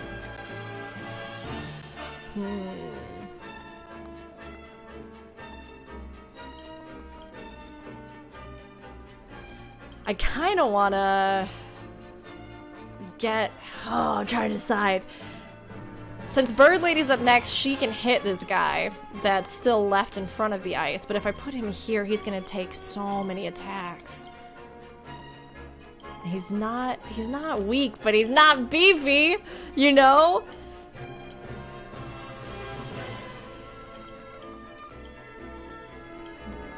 Could I move him? Let me see real fast, actually. Can I move him here?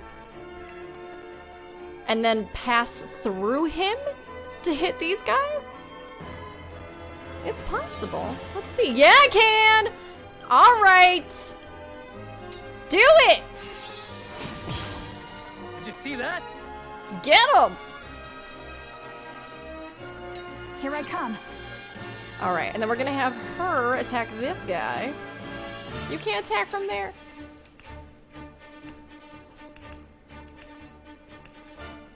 What is happening right now? Oh. I see.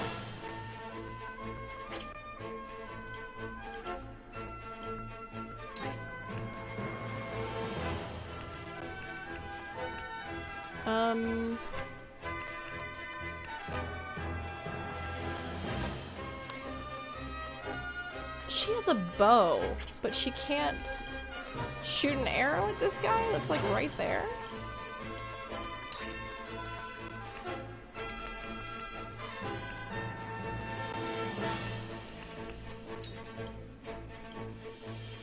Oh, okay.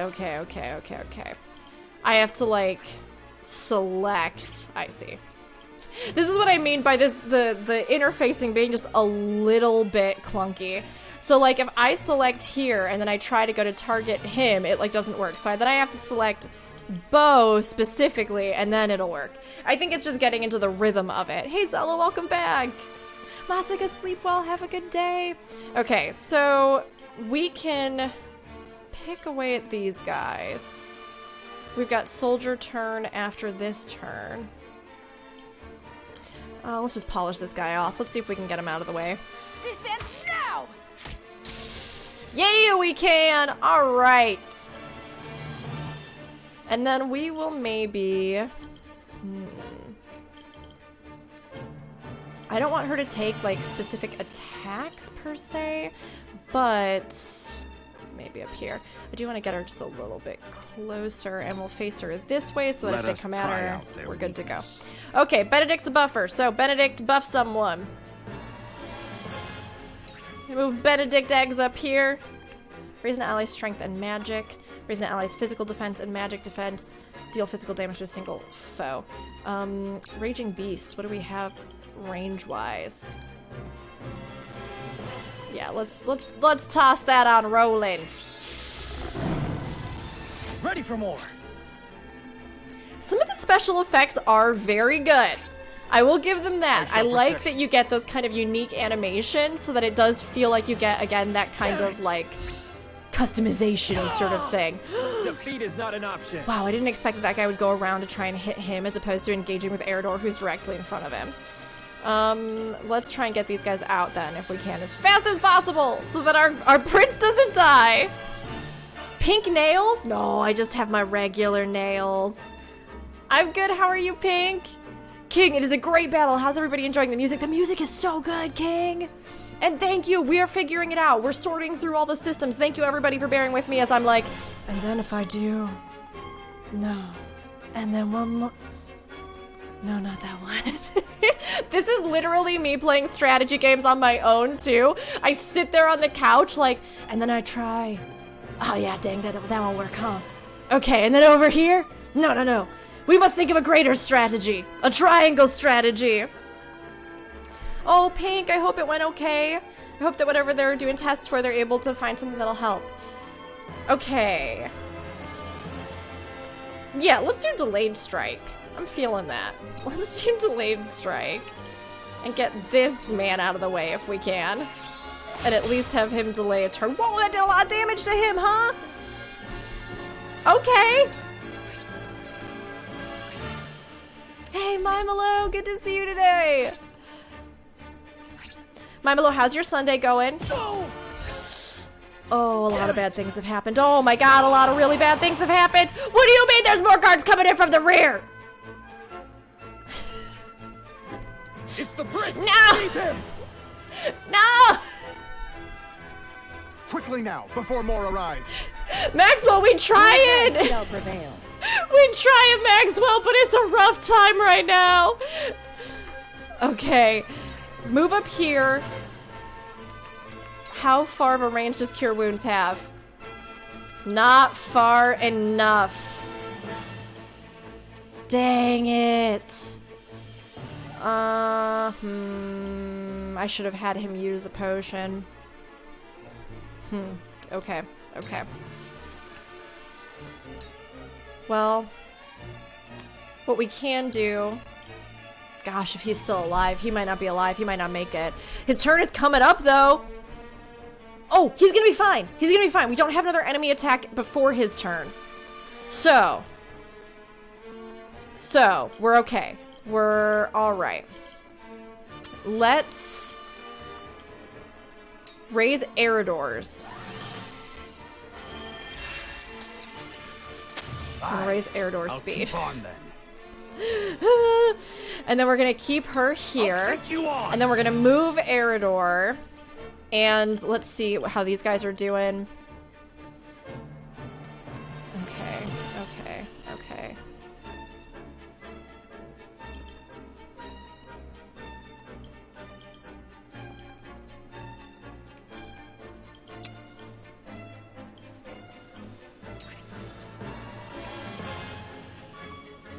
I'm gonna provoke all these enemies. I'll be like, please, I'm the tank, please attack me! So help me! I know my DPS is generating far more aggro than he should. He can't help it. His beautiful braid blows in the wind, and it makes all enemies want to kill him within, you know, 5 feet. So we'll go ahead and we're going to enrage those 2 guys. Then... I mean, that turns his back to those 2, though. It does seem like flanking bonuses are a thing.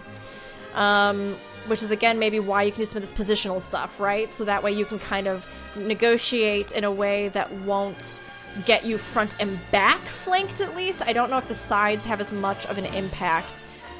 Only way to win is to look at everything out of 3 perspectives. Found out that they came with the Black Lightning show. Kind of mad at how hard they nerfed his powers. No! Mimelo, you played the demo of this game on Friday. You really enjoyed it. It's going to be an insta-buy for you when it launches. Mimelo, I'm so glad that you enjoyed it. We've been really enjoying the demo so far, too.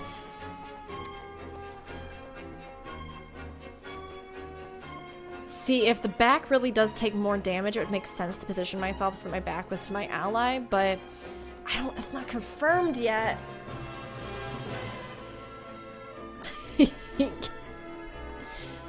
I'm gonna try this. Okay. And then I'm gonna have her come try to murder-nate this guy. Power 33, power 48. So this does more, but this is a chance to sleep him. Which I think I'm gonna actually use here in this situation because it's spicy. Victory is within reach. Hey, it worked. Oh, and we got a double attack off on him because we were flanking. Oh, hell yeah, that's the good stuff. Okay, let's keep her then because we can't do anything else, I don't think. Yeah, okay. Did I ever play Paragon? No, Pink, so yeah, I did answer the other day. No, I've never played it. Where was I? So our ice wall went down. But let me see if I can get quarantine in range and then use... Oh, I still can't use freeze yet. Deal ice damage to enemies within range and freeze the ground. Huh. I can do another wall of ice, though. Huh. Oh, so it won't go through enemies. That makes sense.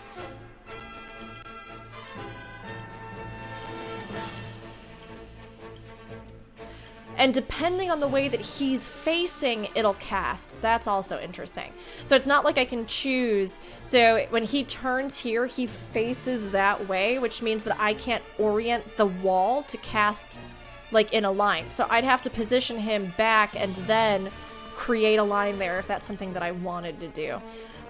What I actually might do is put one to our rear. You know what, actually, now that I'm thinking back on it, I should have moved him like a tile less and then cast it so it was fully behind her. That was my bad. As it is, she can still move up, but we missed out on like one tile of defensiveness, which is kind of unfortunate. It's not over yet. The one thing is, though, is that she still is able to do a melee here. He's still in the back. He did say he was going to protect the rear, but I feel like he's going to die, Maxwell. Okay, this boy is almost dead, so we need to give him, he needs a big rat poop. He needs a big recovery pellet up in here, because I'll try this. Otherwise, we're gonna lose the prince before this even started. Oh my gosh. Let's try and wail on, we can only do one action, so he can only heal himself. That's kind of a bummer.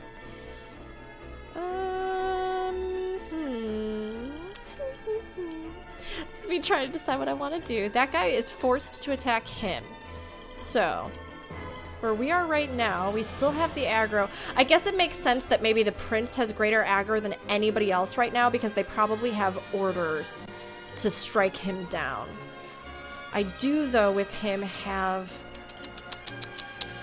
I do have a damage, like a power boost on him right now, though, unfortunately. So he'll do more damage. But he can't take a strike this turn. Alright, let's, with that in mind... We're just gonna move him... We'll move him to safety for now. I like how he steps back like, yes, let me allow you and your horse to go by. Go on by. Rat poop is what I'm calling them. They're the rat pellets. Elevate your brother, and you would do the same, especially for fights where you're disadvantaged with the wrong troops, etc.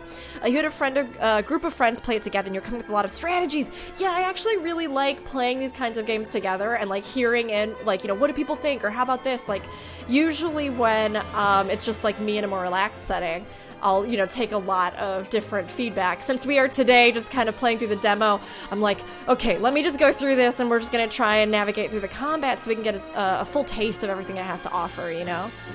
It's fun, though.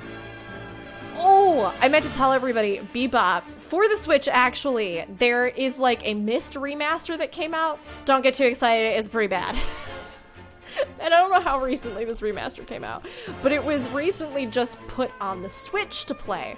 And since it's really hard to get Myst to play on anything anymore, it's like one of the few ways that you can kind of get it and play it easily, even if like the way that they rendered 3D environments and stuff is like really, really low quality, very bad in the game, unfortunately. But we were trying to do a puzzle, and I sat down on the couch and I was like, oh yeah, let's just try and do this puzzle for like 5 minutes. And then it was 30 minutes later. And that really brought me back to Myst playing, and like playing Myst or those other kind of puzzle games with other people. Kind of like what you were talking about, King, grouping up and just hanging out and trying to solve all the riddles. People like try to chime in on what they think needs to be done, sort of deal. Okay, so there is this guy. Let's try and attack him. Although, you know what? Actually, no. From where we are, can I hit them with a bow?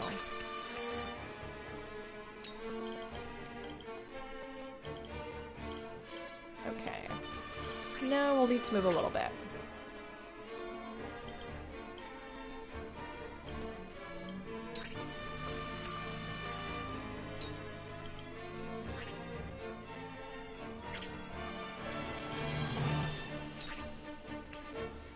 Fell swoop. Deal physical damage to a single enemy. Blinding arrow. Have a chance to blind an enemy for 3 turns.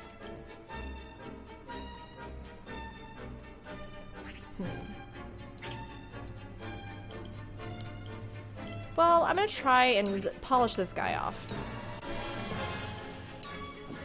Or at least deal some damage on him. You would give many generals dragon troops for kicks. Raging, oh, Myst! How many people played Myst? Does anybody not even know what I'm talking about at all? I mean, it is pretty old at this point, no joke. Allow me. Okay, girl. Now, does she have her fire ability up? Because that's possible. She might. Yeah! Deal fire damage to enemies within range and set the ground aflame. That'll be good if we can position her to deal with this. Okay, let me see if I move her. But if she takes too much damage, we gonna be in trouble.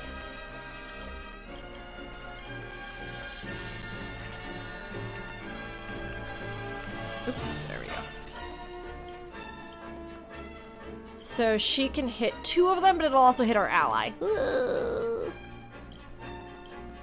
If we can move 1 more. This might be such a bad idea. We'll see, I don't know.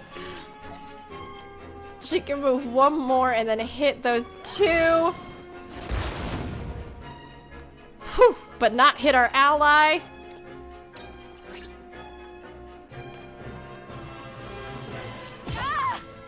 Let us pry out their weakness. It might have been a bad idea, is the thing. The thing is, it might have been a bad idea. I just wanted to help, you know? I just wanted to help this man. I'm gonna have to get her some help, or she gonna be in big trouble.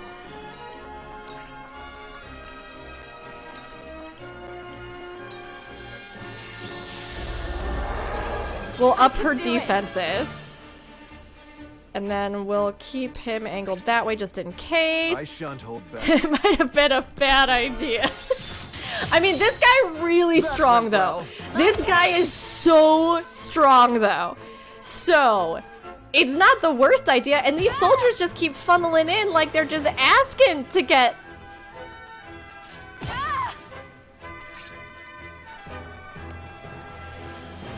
She's living on a prayer right now. She got 1 HP.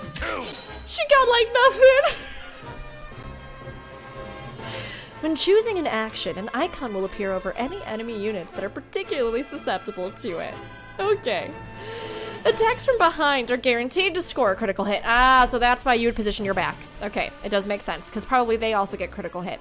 If an ally is positioned behind an enemy you strike with a physical attack, that ally will automatically follow up with an attack on their own. Sort of like a, again, what am I trying to say? I've said it like 5 times. A flanking attack, where you get sort of a flanking proc that goes off because of that, which is awesome. I feel like they probably should have given me these battle tips at the start of this combat. Because these were things I was puzzling out early on. Okay, that all makes sense though, and we got it. Forward. Okay. I can't, like, use potions on allies, can I? Let me see. Like, can I throw the rat poop at her? Or will he use the rat poop? Oh, it looks like I can throw, maybe? But maybe you have to be, like, right next to them to use it. Hold up. Let me see. Would you like a rat poop? I can! Okay, so I can use rat poops on friends. DJ, earlier I was like, I made the rat poop joke and then I was like, haha, I'm never gonna use that again. DJ, make sure you edit that out. And now here I am, 2 hours later, using rat poops freely. Somebody's gotta be here to stop me from myself earlier on. I'm sure that they do. Because I think I've seen them actually happen with another flanking situation with the enemies where they also seem to get that attack. And I assume that criticals also happen from the back. So our choice to go like over here, for example, and position Eredor's back to our ally seems like it was a pretty smart one. So that we couldn't have them flank him and also get critical damage from the back strike. So that's a good thing. That's a good thing. Unfortunately, he does not have the movement needed to help her right now, so he's gonna have to stay up here. Our cavalry unit might be able to make it to her in time, but, you know, who knows, we'll see. I'm guessing this boy is weak to fire because they showed us in the demo that, like, weakness thing where Frederica was facing him. Maybe because he's, like, a heavy attacker. It's like boiling a fire in a cauldron there, you know what I mean? Just heats up. The soup is the man inside. Let's move him here. Then let's have him go ahead. 80 damage versus 70 damage. Wait, 80 damage versus 70 and it has a chance to delay an enemy's turn? Why would you ever use the other one? Yeah, hit him. He probably has a really high... Nope, he got hit by it. I was like, he probably can really avoid this. Okay, keep that there. Right, he's Angie, so he can only attack him, but he won't get crit damage from the back. Alright. Oh, don't use the special animation ability on me, sir! Only I get to feel special! Let's see. It's his turn. Like, who we got? Who's alive? Who's dead? What's happening? Where are we going? Next up is our Cavalier, and then after that, our Falcon Diver. So I think I'm gonna have him engage with this guy, because Falcon Diver can deal with this person. Okay. Right, so stay on there. It would be nice, and I think I might even put this in my feedback, if you could, like in that case, right, just click on the person you want to attack and be able to attack them. Again, they kind of have the... like, combat itself broken into these specific phases where you, like, have to do exactly that thing. Like, movement, delineate movement. If you're gonna stay put, you even have to click stay put. Let's... kite shield this guy. Ooh, missed. Okay. Mule, you're so confused! Mule, this is a brand new game! This is a demo for a brand new game. So, we are all experiencing it for the first time together.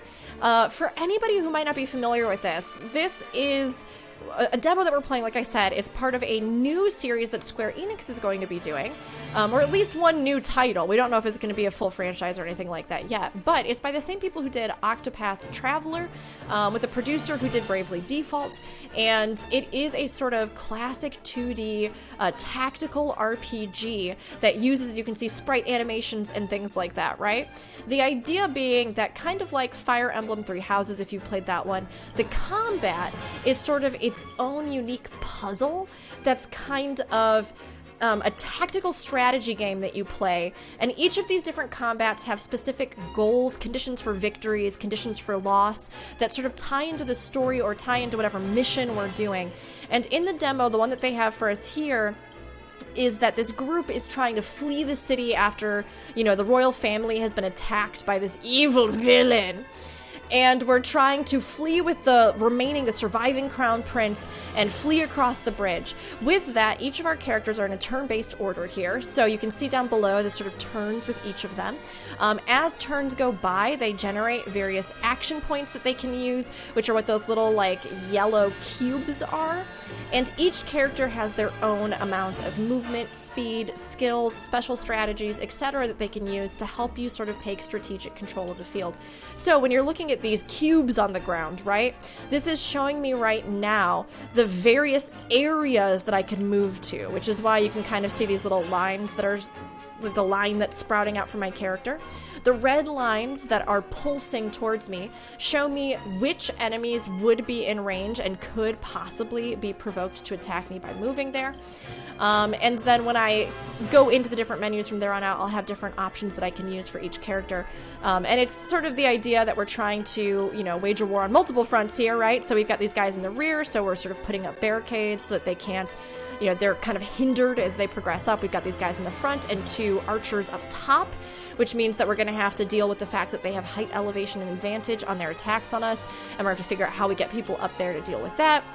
So it's like all these different things where you kind of look at the chess pieces, the characters you have on the board, what they can do, what kind of mobility and or specialties that they have, and then you try and figure out how to make it through and meet the conditions. So, hi Dave, how's it going? Charging it alone would be a bad idea, yes. Yes, it would be terrible. I hope that explains it a little bit for anybody who might not be familiar with these kinds of games. Don't ever hesitate to ask questions. I'm always happy to answer what I can and, you know, give more insight into whatever might be happening. Okay. So we've got the guy in front. We can't do anything else, right? Oh, interesting, because I didn't take my movement at the start of the turn, I can take movement at the end of the turn. Unfortunately, he's just going to stay here because he's sort of the crux of what's going on. Next up, she's got pretty good movement, but she still can't get fully within range. So let's get her... It's like she can go back here and try and get critical damage, which would probably be really good for her because she's sort of a rogue, right? But she's going to take so much aggro if she does. I think it would be better, even though this guy isn't turned, which is unfortunate, to move her. I want to say to move her there. There's still a possibility that the others come around to attack her, but I don't think it's going to be nearly as big. I could just have her kind of move and then go invisible. You know what? That's actually... That might be what I want to do with her. I might let her bide her time. I might get into position and then take cover. And it looks like maybe she can use take cover on allies as well. Because there it allowed me to target. And she can act again. Oh, that's neat. But if I attack, then she will no longer be invisible. So I'm actually going to keep her invisible. I'm going to end my turn. I'm just keeping her in position here so that I can maybe get a backstab off on this guy, but not have her take like a ton of damage in the meantime. Maybe until we can deal with some of these other guys on the field. Yeah, so just stay here. And we will keep her facing this way. Go for backstabs for the crit. She has 2 actions. Stab first, says Joe. I think I'm going to go ahead and keep her, like I said, and do it was sort of theorizing there for her. Because if she's in position to hit this guy, then that frees me up to deal with these guys. And maybe take a few of them out so that if she comes out of her stealth, she's not going to take a bunch of attacks from these ranged guys that are able to actually hit her. So, what I want to see is... No! I wanted to see if he could get close enough to try and heal her. He can't, unfortunately. And his rush attack is down right now. So that's not going to cut it for us. Let's go ahead then and have him come up here and then double thrust. Do a double thrust on this guy. Alright, he dead. Bye-bye. And we leveled up. Nice. Okay, so we're going to fix him there. And then... Can we get this boy out of the pit? He has not been hit at all, huh? Actually, from where she is, I think she should be able to arrow this guy. Yeah! Get him! We win. Victory is within reach. That's an interesting detail. So, in this case... We aren't even necessarily... So, like, she's not directly flanking this enemy. But even with her being behind, because she attacked from what seems to be almost like a flanking line, right? Anna did come out of stealth to do her counterattack, which, Anna, ruins my entire plan for you, girl. But, I mean... it's fine. At least you got some bonus damage. Now we're skipped to make sure you don't get killed by these archers. Alright. Let's end the turn there, I think. Unless... Can she actually fly up here? Is there even a guy up here? There isn't. He must have come down. He came down and went there, I think. And then this guy's still up top. Huh, okay. Let's move her then. I want to move her over here.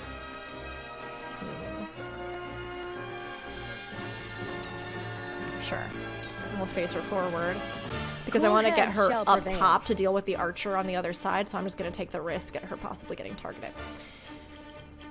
Now we're on Gila. Gila, my friend. Gila, my girl. Oh, Gila. Can you please get in range so you can heal her?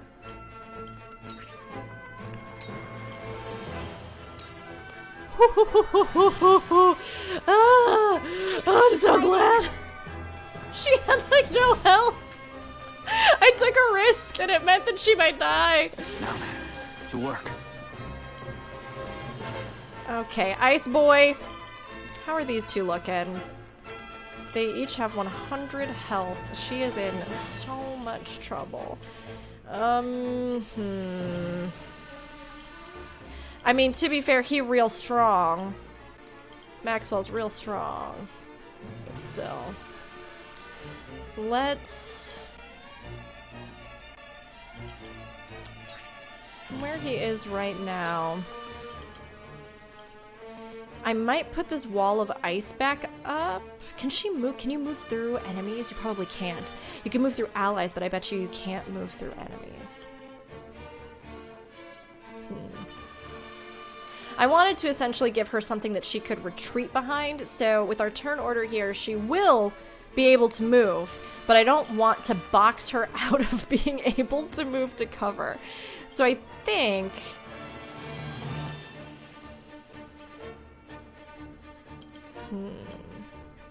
I think I'll just put this up for 2 squares here again.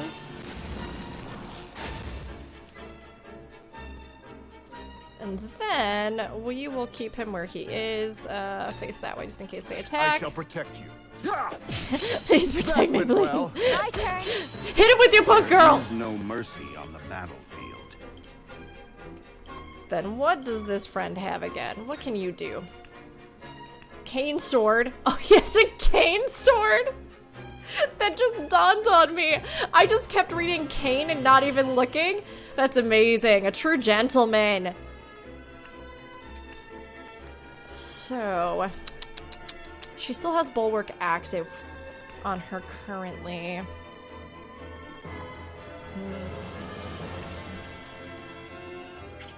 So instead, we could go ahead. Let's move him up, and then let's see if we can Bulwark. Oh, he still has Bulwark on, too. What? How everybody got bulwark on them? Oh, they have a different status effect. It just has the same animation. I was like, what do you mean? I don't remember. I cast bulwark on him like 50 moves ago. Let's do that then. Splendid. I like that all of his abilities as well have like an animal kind of twist to them. I'm not sure what that is about his story that ties into that, but the like rhinoceros, the sort of lion, the big cat with the offense up, that's kind of neat. It hurts. Yeah, girl, you're... Frederica, you're really in trouble. You're having a real bad time of it. An incredibly bad time of it right now. Let's go ahead and do that, and then... So I can Scorch. Unfortunately, it seems though because the ground is stone, and I'm not positive this is what it is, but it seems like because the ground is stone, the fire didn't catch when we cast it last time. It could also be that maybe there's just like a chance that the ground is set on fire, but not a guarantee. So...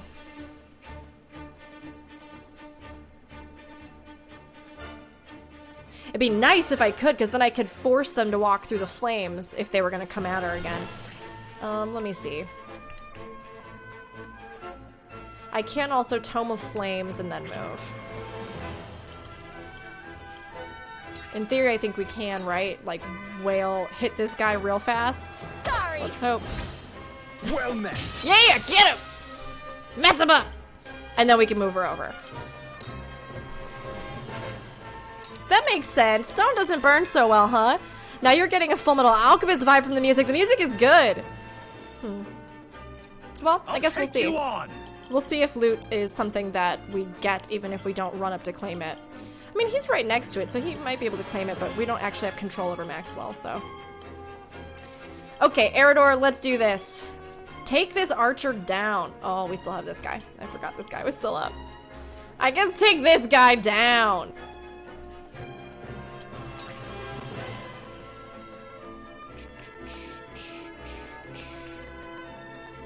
Knock them back 5 squares. That's not going to really help us here. What we could do... How's his health? 103 out of 148? How's everybody else looking? He's kind of rough. Oh, yeah, he's rough. Okay, I think we can take some attacks. So if we move him here, and then we provoke this radius...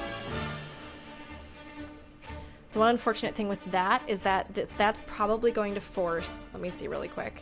We do have a knight up next. Which knight is it? Oh, they're weak against firestones.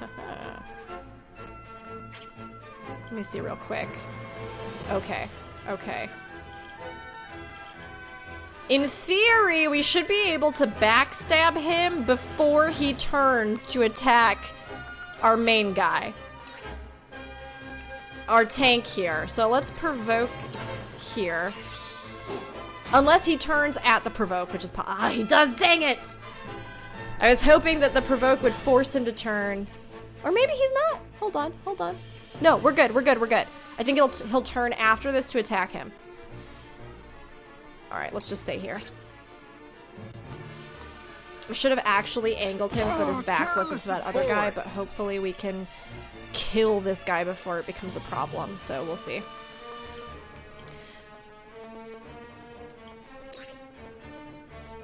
It's funny that Chrono Trigger never really released in Europe until the DS port came out. Come at me, bro! That's what the taunt is, basically. Let's... Delayed strike him. Have another! Okay. He did end up turning, which is unfortunate. So let's go ahead then and move him. Yeah, let's move him out from the backstab region.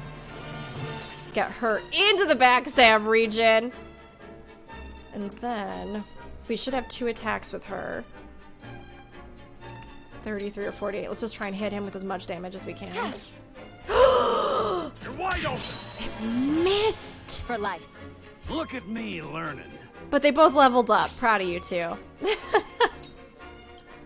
I'm proud of you too, but I wish that had killed him now. Have another. Okay, that was a wash of a turn. That did not go as well as I hoped, but we'll keep her here.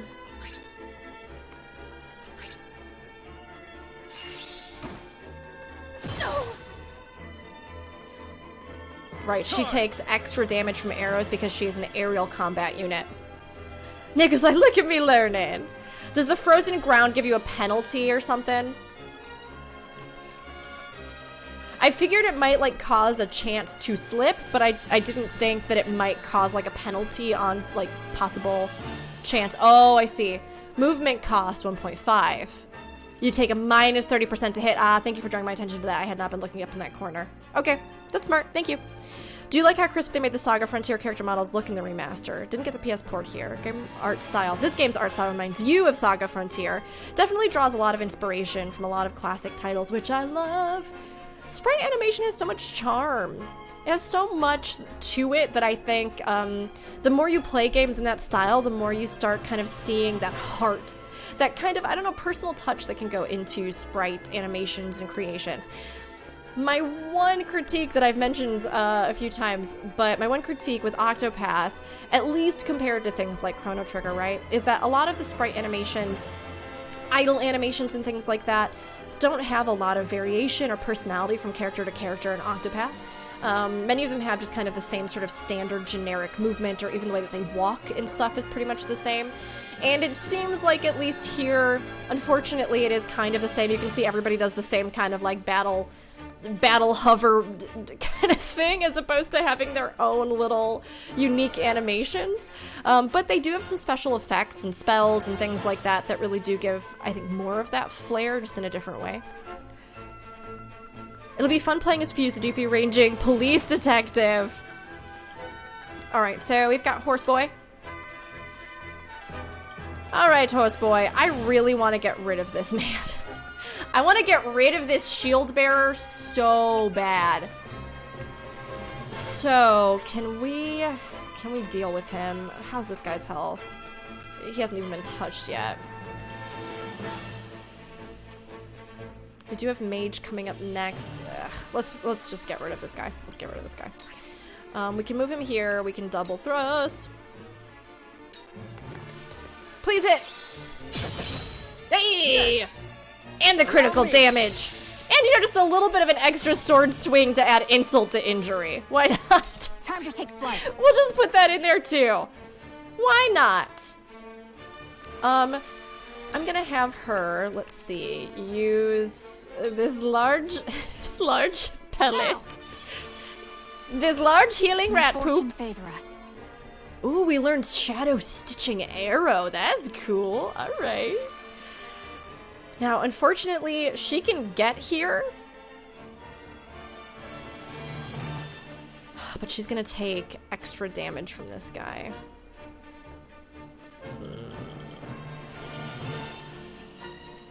I wonder if it would almost be more beneficial to bring her back here.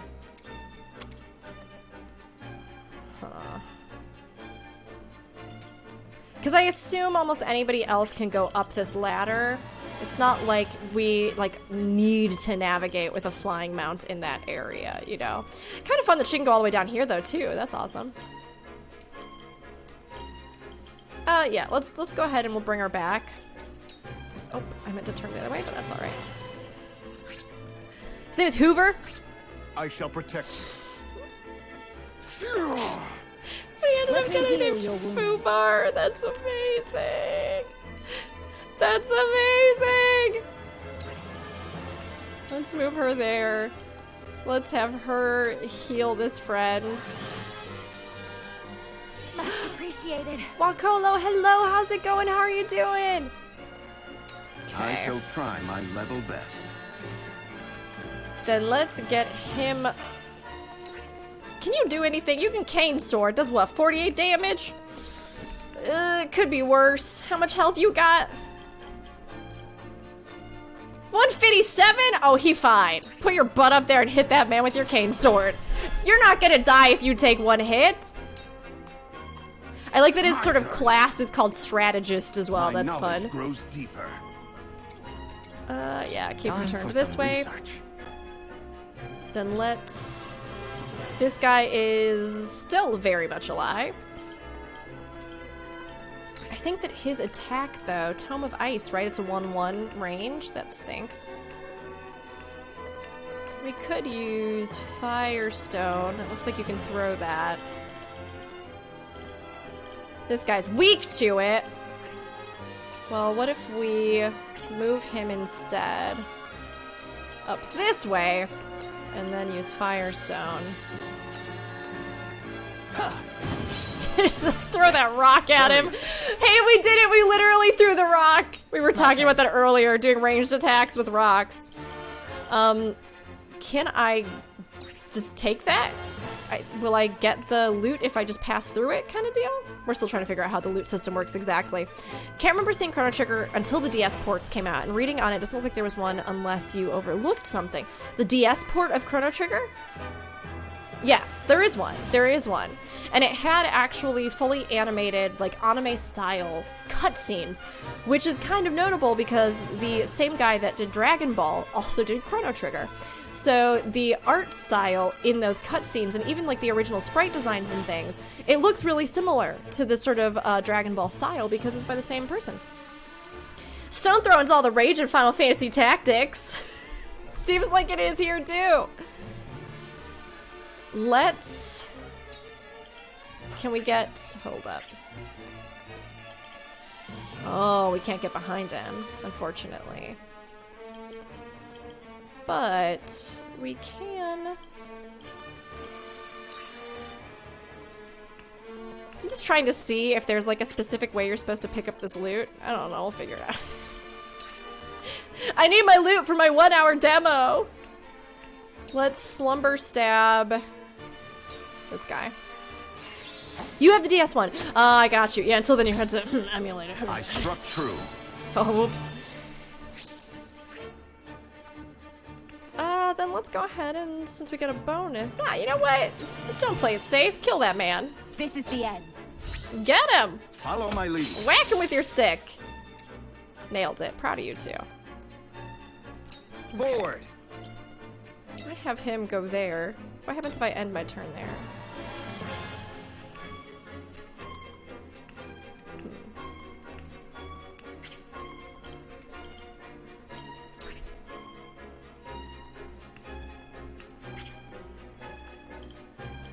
I can't get him up the ladder, but I can get him near the ladder. Let's just experiment and see if he has to just like pass through this to get the loot out of curiosity. Okay, so there it seems like he got it. We received the Tactics Advanced Series game. Let me show you what I've learned. Okay.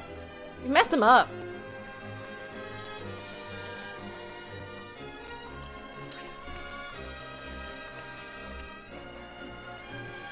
$67 damage versus...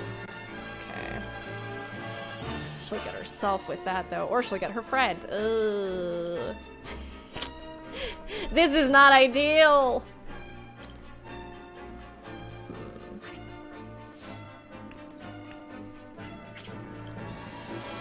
His health is not... It's not like it's actually that terrible right now, to be honest. How much is that gonna do? Oh, barely anything? No. No, thank you. Get out of there. Get out of there.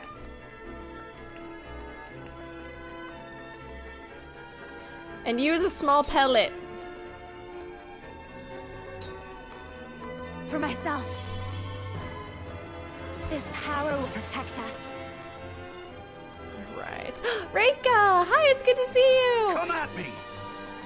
Can he go up the ladder? No, he doesn't quite have the mobility. He can go back here.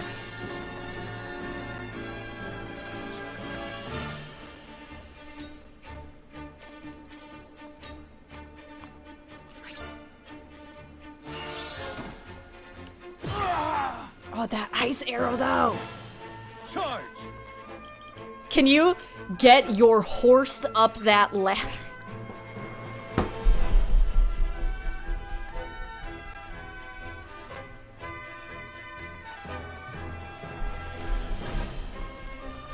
So this is one case where maybe from like a logical standpoint, I wouldn't let cavalry units go up a ladder. Like, it would make more sense that you'd either have to be on foot, or you'd have to have some kind of option to dismount, or you'd have to use a flying one. It's not a Pegasus. There's no wings right there, knights. That horse has some amazing climbing skills. It's a fantasy world. Maybe horses climb ladders in this one. I don't know. I have no idea. Given that it's such a skillful rider, he can just command the horse to climb a ladder. Yeah, no, normally horses don't. As far as I have seen Alve, but I mean, who knows? As Yoshi P always says, magic. I guess I'm gonna double thrust this man. With this horse that can okay, so he dismounts, and then he pulls his horse out of his pocket again, and then he puts the horse out. That's how it goes. It makes sense now, everybody. It makes sense now, everybody, so don't worry. Time to take flight. So then let's have her do an attack. I believe in you, girl. I believe in you. We could have her move back. Let's do that. We got this new one. Deal physical damage to an enemy. Have a chance to immobilize them for 2 turns. Ooh. I love new skills. Oh, she landed on an ice patch. It's okay. I think it still hit him. Yes. Cool. It could also be, that's an interesting thing. I wonder if aerial mounts are immune to ground effects. Because that would make sense, but the bird also does not look like it's flying. You know, it looks like it's just standing. So, I'm not totally sure. I'm not totally sure about that one. Yeah, Rage, you just stash your horse in your pocket. Easy. Pocket mounts. Breaka. Pretty sure that's an internet thing. Pretty sure we've seen the video before. Okay, so we still have... We have this loot on the ground. How many health does this guy have? Oh, he's got like nothing. Like nothing there. I guess we'll just kind of... Let's move him. Everybody else is dead. So...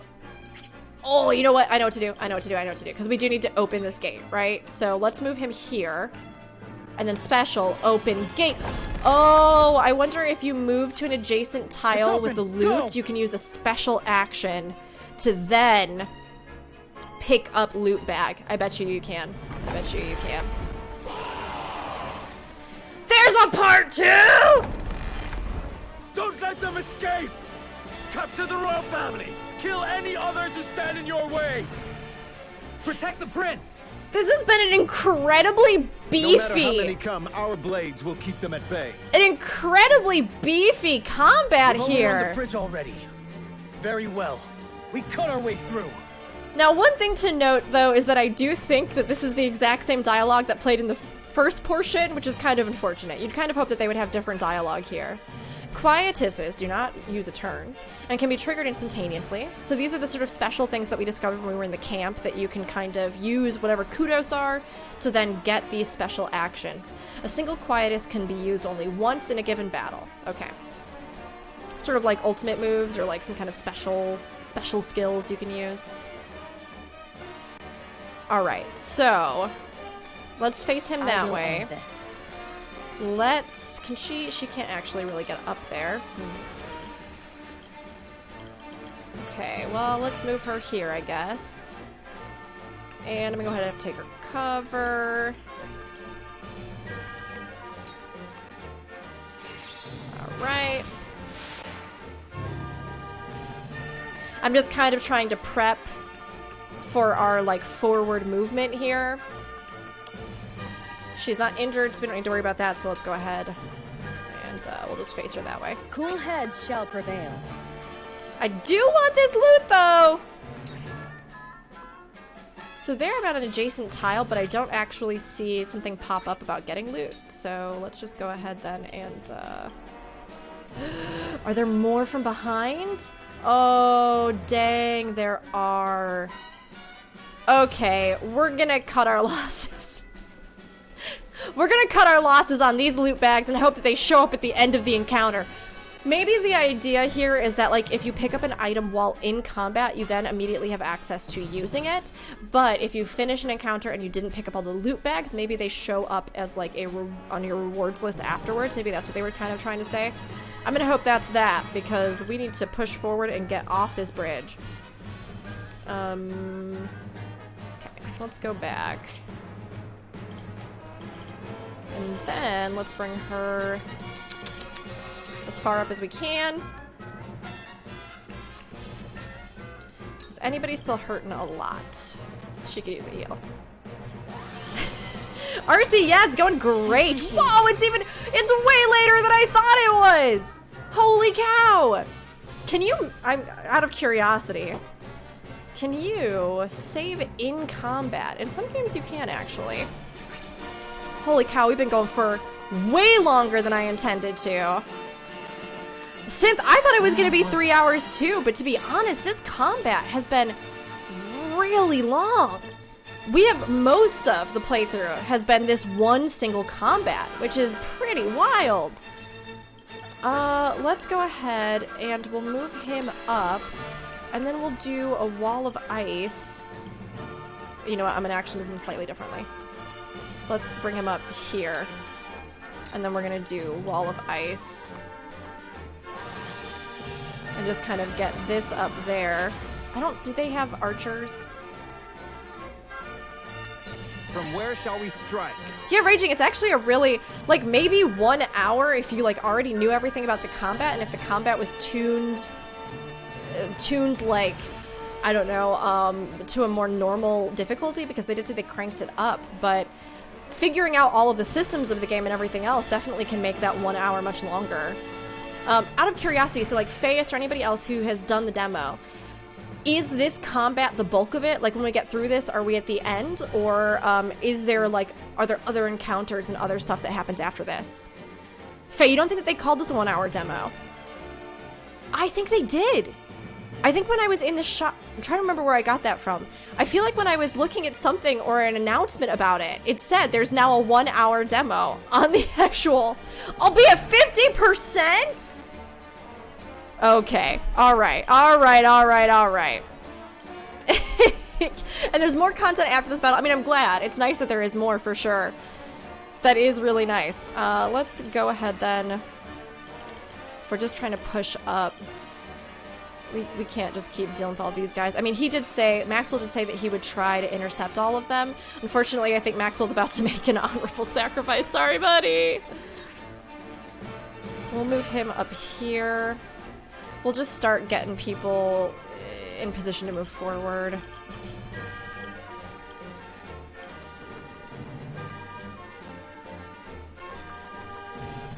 Okay.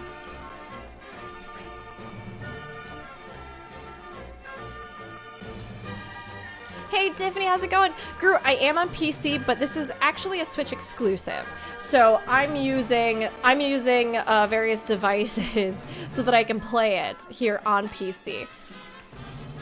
But it is going to be a Switch exclusive, at least to start. And then I would assume, kind of like Octopath, it'll probably come to PC at some point.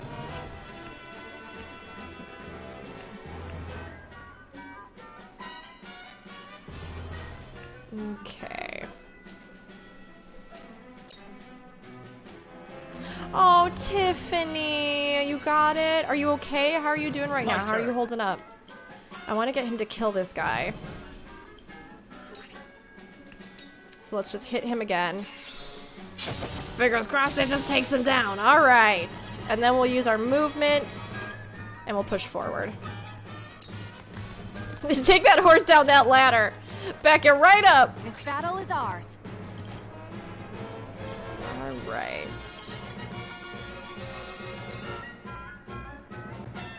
I don't think she has enough range right now to fire an arrow at these guys. No. All right, so we're just gonna push forward then. That's all we can do right now. Any guys that are up here? No. Okay.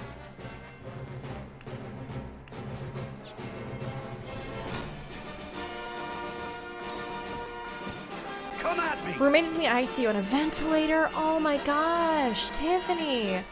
You have like every other symptom not tied to breathing. And you took the test, it's confirmed and everything. Tiffany, please take care of yourself. Keep an eye on your own health in case you two need to go into the hospital. I hope that your roommate is okay. It's so scary. Even with vaccines going out right now, everybody, we gotta still stay on top. Try as much as you can to be careful, to not take too many risks, all of that stuff, right? I know quite a few people who have contracted it recently in some really severe cases. So, I mean, just please be careful. Each and every one of you matters to me. Just zooming up and down the ladder. Just doing what it's gonna do. I'll go ahead and that turn. It's kind of scary that we're all just turning our backs to them, but you know, whatever. We just gotta run. So let's get her up where we can. Blazing chains! That's cool. That's a new one. Deal fire damage to an enemy, slow their movement for 3 turns, and set the ground aflame. Seems like they might... Let's see how far she can cast it. Oh, she's just out of range. Ah! It would do so much damage to him too. Holy cow. Can I move 1 step? Chat, if you know this answer, because I actually haven't experimented with this yet, but I don't want to take the risk this time around. Can I move 1 step, do a spell, and then use the rest of my movement to, like, move her forward? Faye, yes. I know you can do that in other games. I know you can do that even in things, I think, like, you know, when I was playing Fire Emblem. Oh, no? Okay, never mind. Alright, then let's just move her. We'll just move her. And if they get too close, we'll go ahead and use those chains on them, but... Can only move once. Okay, I gotcha. Oh, no.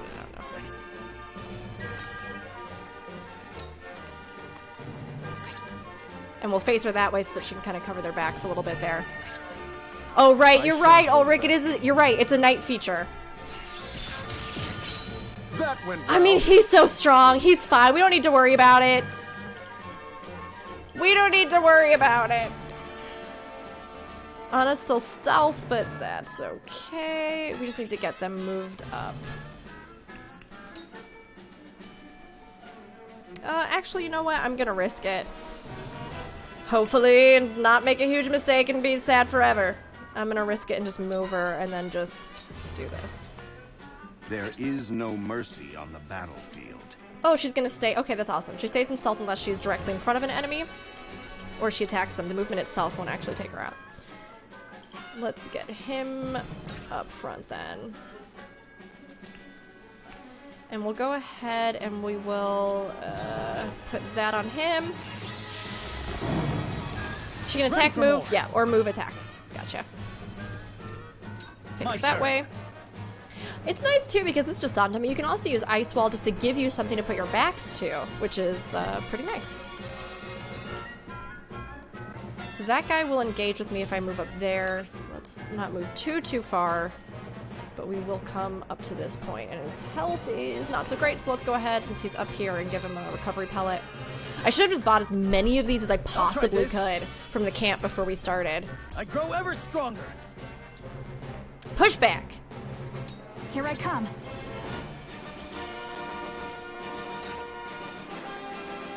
Ending arrow. Shadow stitching arrow. None of those will work just now, so we'll just end this turn.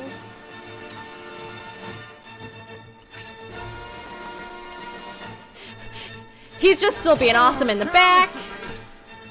Oh, don't die! Don't die!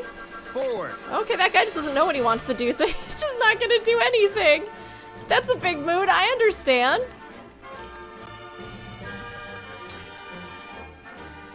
Also, Faye, another quick question for you. Do you know if there's a way to save while in combat? I don't see anything as I'm looking through stuff, but...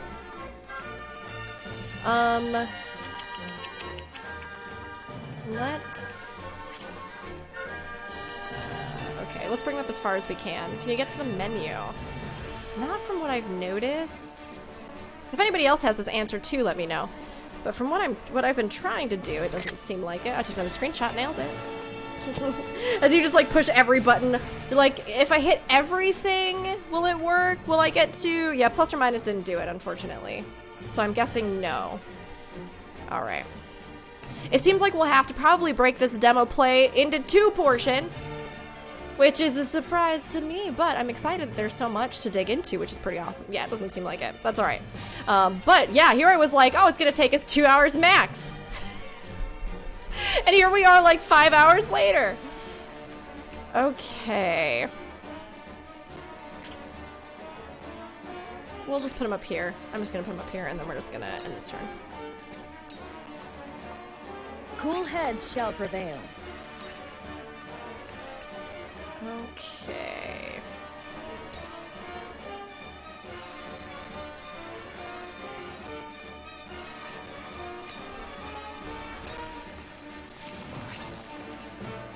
Got 2 big boys.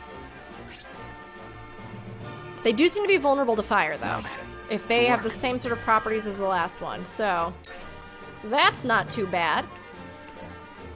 Freeze. Ice does work on the ground, so we can use that. Is that as far as he can go? Unfortunately, it is. It'd be really good to do damage, though.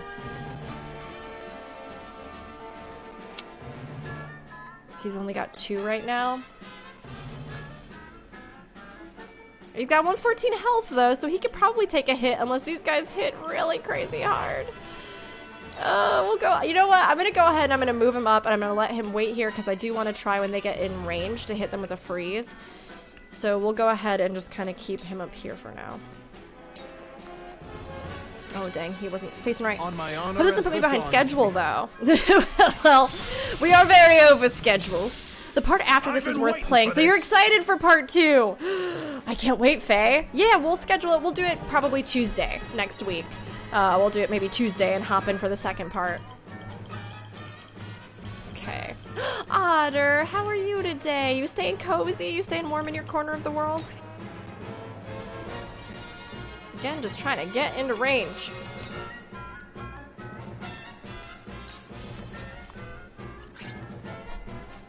She is still stealthed, so nobody will notice her in theory until this wears off. I'm gonna move her over here. Go ahead and do that. Oh, stealth just wore off, okay. And they came straight for her. I'm so sorry. I've made a huge mistake, my beautiful girl, Anna. Let me show you what I've learned.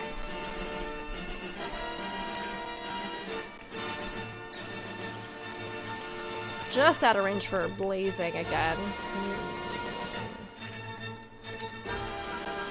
And for Scorch. Alas. Alas. We'll just move. Playing Fortnite with your brothers and eating tasty food? Otter, that sounds good. Benedict will come. Let's see. I'm going to move him behind her. Then I'm going to... Oh, it's tempting. I can raise her defense, or... I actually don't know how her damage scales. Like, sometimes with rogues, things will scale off of dex.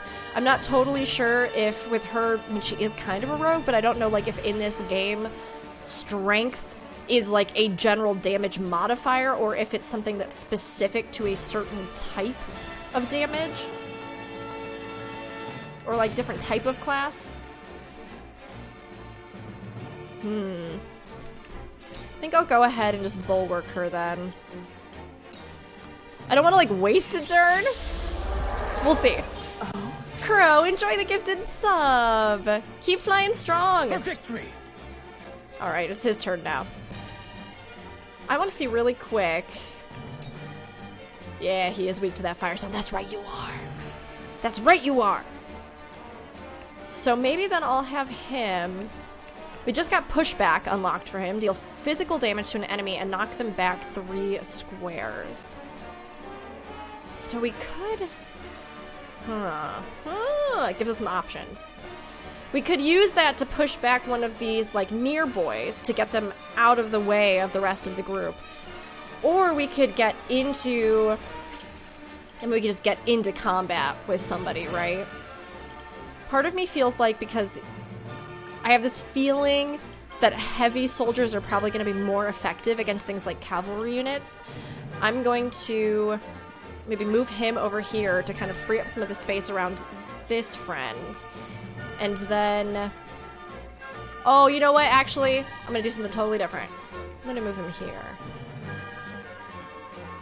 He'll take multiple possible attacks, but we have our party members up next. And he'll get that double flank and critical damage. Oh, I'm gonna do it! I'm gonna do it!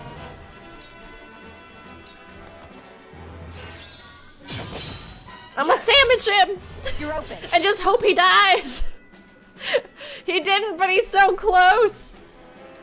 And we'll turn our back to the wall there, so that nobody can get a critical on us. And then with her, we can actually probably hit a few people from where we are. Have a chance to immobilize for 2 turns. Let's move her 1. And then maybe lock this guy down. I mean, it'd be really nice if maybe we could lock one of them down, but we'll see. Missed! No! Forward. Okay, let's get him all up in this business, and then I'm gonna have him do a Firestone attack on this guy. Not so fast. That hit the mark. Why are you facing backwards? Shall we begin? That would be another comment for me, honestly. Because when I... Now hold up a minute. When I... Hold on.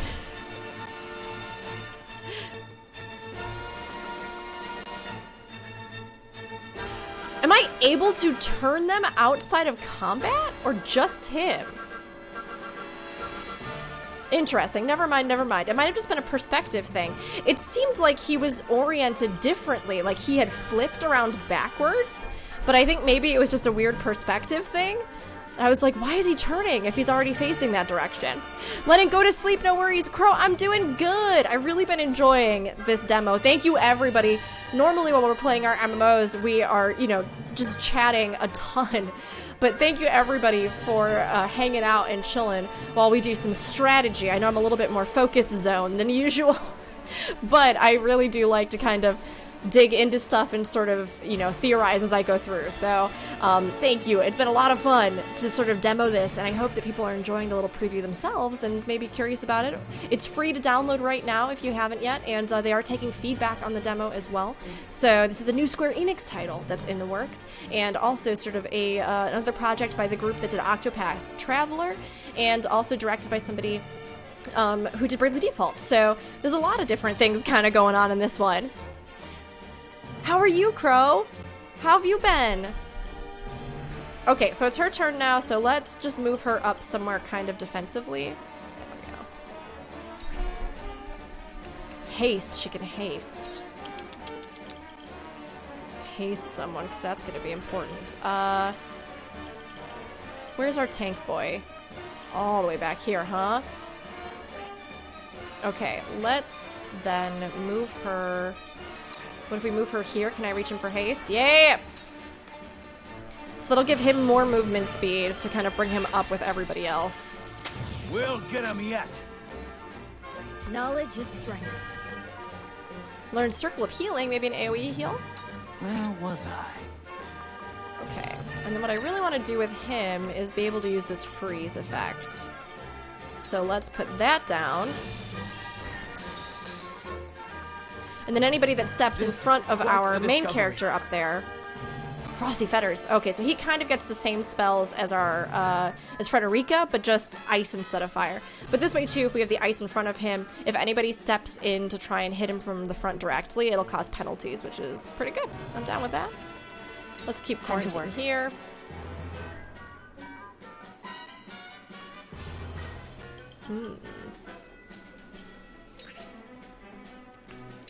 Can we move her here and hit him? No, okay. That's alright. Then I'll actually have her stay maybe here or move up just a little bit if she needs from range and use Firestone. Yeah, she's going to move up.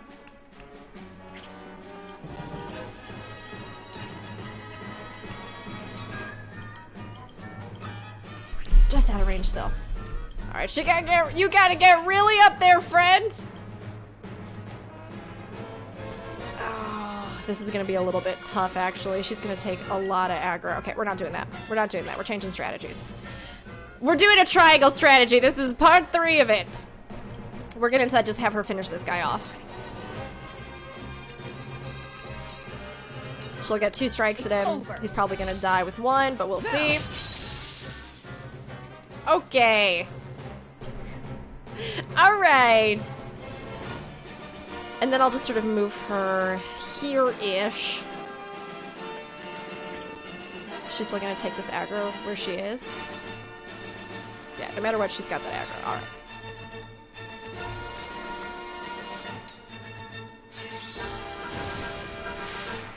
Oh dang, we said the title. There it is, title drop. We learned Surmount. That's pretty fun. And then we'll again face our wall, or face our back to the wall so that we're all right there. You won't beat me! Look at him picking up loot for us. Thanks, buddy. Move him here. I don't care if he draws aggro. They're gonna have to cross through 2 tiles of ice. Suck it. Let's provoke while we're at it. We can only provoke directly around us. That's still okay with me. Because we'll at least get this guy.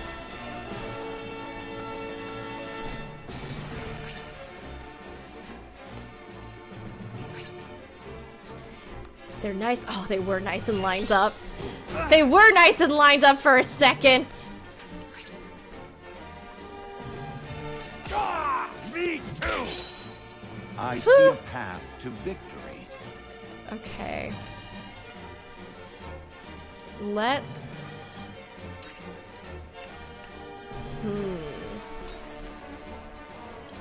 Let's unleash Raging Beast.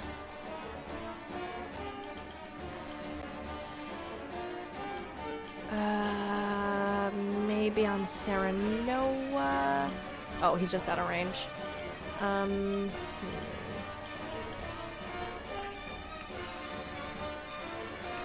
We could just hit this guy with a... Let's hit him with a stone, actually. Let's do that. I think that's gonna be... I think that's gonna be a good move. So let's do that and then continue. I won't lose. And then we'll have him work on...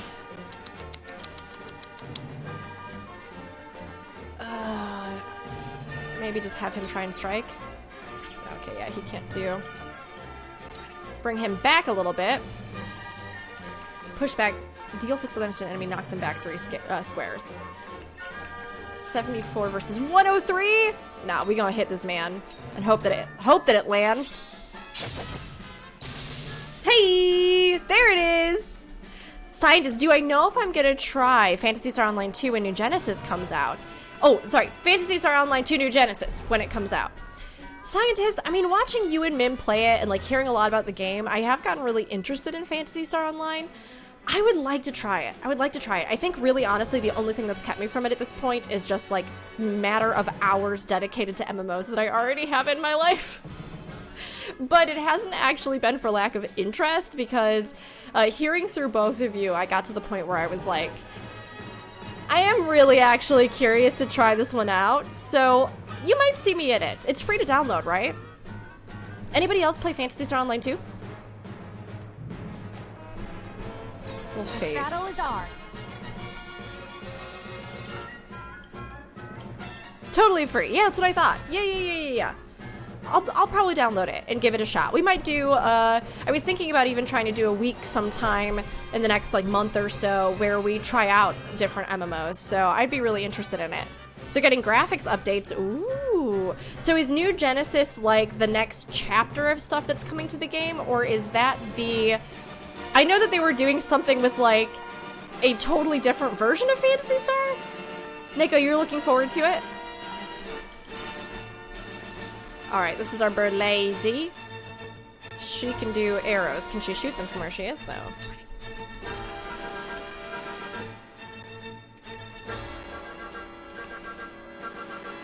I think I'm gonna try blinding arrow on this guy. Yeah, she can. Nice. Cool. And then we'll just end the turn there. I fight for peace. Let's bring her up as far as we can. Yeah, I really want to hit him with blazing chains. But I just don't think I can get in range. Let's see. Maybe here. Yes! Girl, get him! Get him! You wrap him up in those chains and you annihilate him! Defeat is not an option. We got bumps to ice. So let's move off of that. And then let's see if we can delay strike and delay this man's turn. New Genesis is kind of like think ARR. It's a different game, but it exists together with Phantasy Star Online 2. When you download the game, you download both. Oh, okay. Okay, and you can switch to them. So it's maybe a way for them to, like, develop the future of the game, right?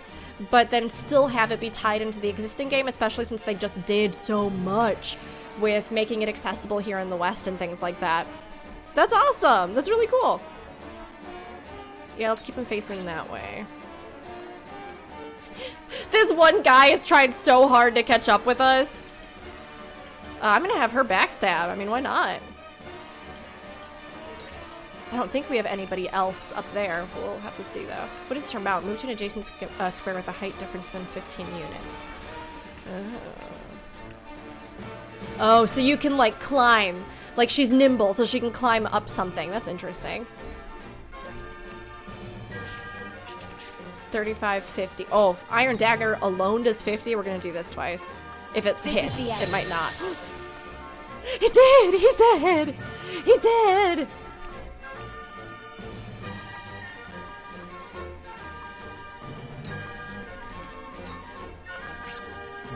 On my honor, if he can catch up and kill this guard, do it! Hurl the lance! You won't beat me! Just hurl that lance at him!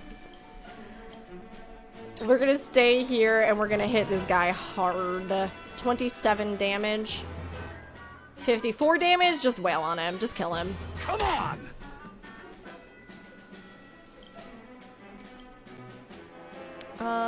Stay there. Let me heal your wounds.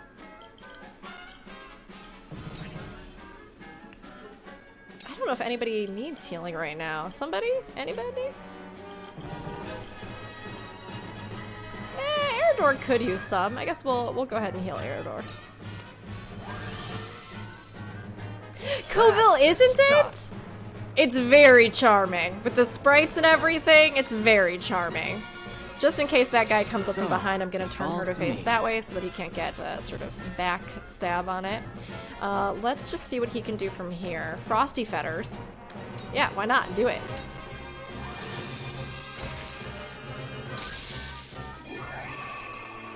Victory! It's only been 84 years of strategizing and triangles and turning the wrong way and hitting people with shields and horses climbing ladders. Now here we are. Victory at last. Yeah, Coville, so this is actually by the same team as Octopath, and it's sort of an evolution where they've actually hybridized in a lot of stuff from Fire Emblem Three Houses with like a strategy sort of bent, or even something like Final Fantasy Tactics, which is awesome. It's really cool, and if you're curious about it, it's Switch exclusive, but it was just announced at the Nintendo Direct this week, and it is a free demo that's playable right now. They're taking feedback and sort of developing for the full game, but this was a brand new title that was released, or well, announced, I should say, with a demo release. I'm sure we're gonna have a follow-up cutscene. There's gotta be a follow-up cutscene. Kingdom of Glenbrook, Crown City, Whiteholm Bridge. The boat arrives. Come, speed! Prince Roland, will you leave your brother unavenged? Oh, Vlora trying to pick fights? Girl, don't do it! Roland, don't fall for it! You nincompoop, you beautiful, beautiful Leave idiot! This place. The Archduke will be content with your father's head. She's just trying to provoke you. Never. Esfrost will answer for its crimes today. Your Highness! Your Highness, you are literally going to be the only survivor of this entire lineage. You gotta get out of here. Oh my god. You might have lived a long life. So long as I stand, you'll do him no harm. Oh, or is this where Maxwell sacrifices himself? Why didn't you just jump off the bridge? The boat was right there. Sir Maxwell! My prince, you are responsible for more than just your own life now. You are a leader, and must be the beacon others look to when the night is darkest. Get out! My friends of House Wolfort, I leave Prince Roland in your care. Let me go! No, he was so cool with his mask and his hat and his long flowing blue braid. Release him to me, and there may be mercy for you yet, Maxwell. Oh dang, oh geez, oh man. Oh, okay, we put the bridge up so that they couldn't follow. Oh, Maxwell, you're so cool. You're far too good. You're far too good for any of this. Must you do this? Very well. Ow! Okay, he didn't die with one slash. I thought he was gonna die with one slash.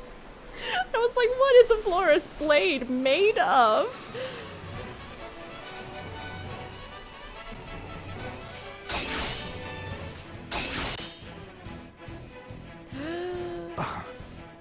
You were only toying with me at the tourney.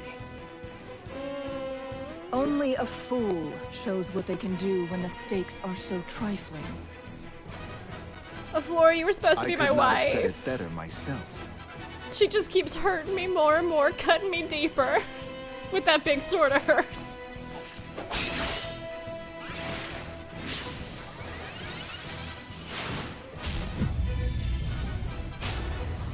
Oh boy, that was cool though. That was so good. Oh my god, did you see that? It's like he turned the tables. It's like he did the thing that she said, but then just right back on her. Oh, he's too cool. His outfit's too good to die here. I knew it. I knew it. Of course I did. How do you still stand? You were this realm's fiercest warrior, Dawn Spear. It was like Stardiver right there, Stiggy. It was really good. Dawn Spear is what he's called. That's pretty cool. But today your sun sets, and a new age begins. Oh no. Oh no. Don't just let her make all those cuts in the ground. Get out of there, bud.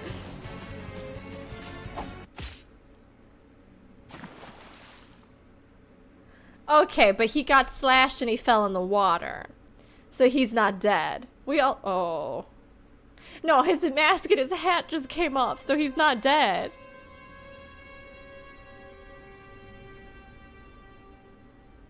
You don't see a body. You don't see a body. In any JRPG anime tradition, you don't see a body, they're not dead. You go wash up somewhere and somebody's gonna find him. It'll be totally fine. Everything's gonna be totally fine. It's like grape juice water. Somebody spilled red grape juice in there. A child was walking by and lost his juice. He's very sad now. And so it was that the once proud kingdom of Glenbrook did fall. Oh. Ozuma, that was awesome. I love the special attacks. Like, way to take this art style, but then still give you, like, impactful, dynamic things that are happening. Like, that's awesome. I really loved that. Esfrost seized control of the Crown City, threatening to bring the surrounding domains under its iron yoke.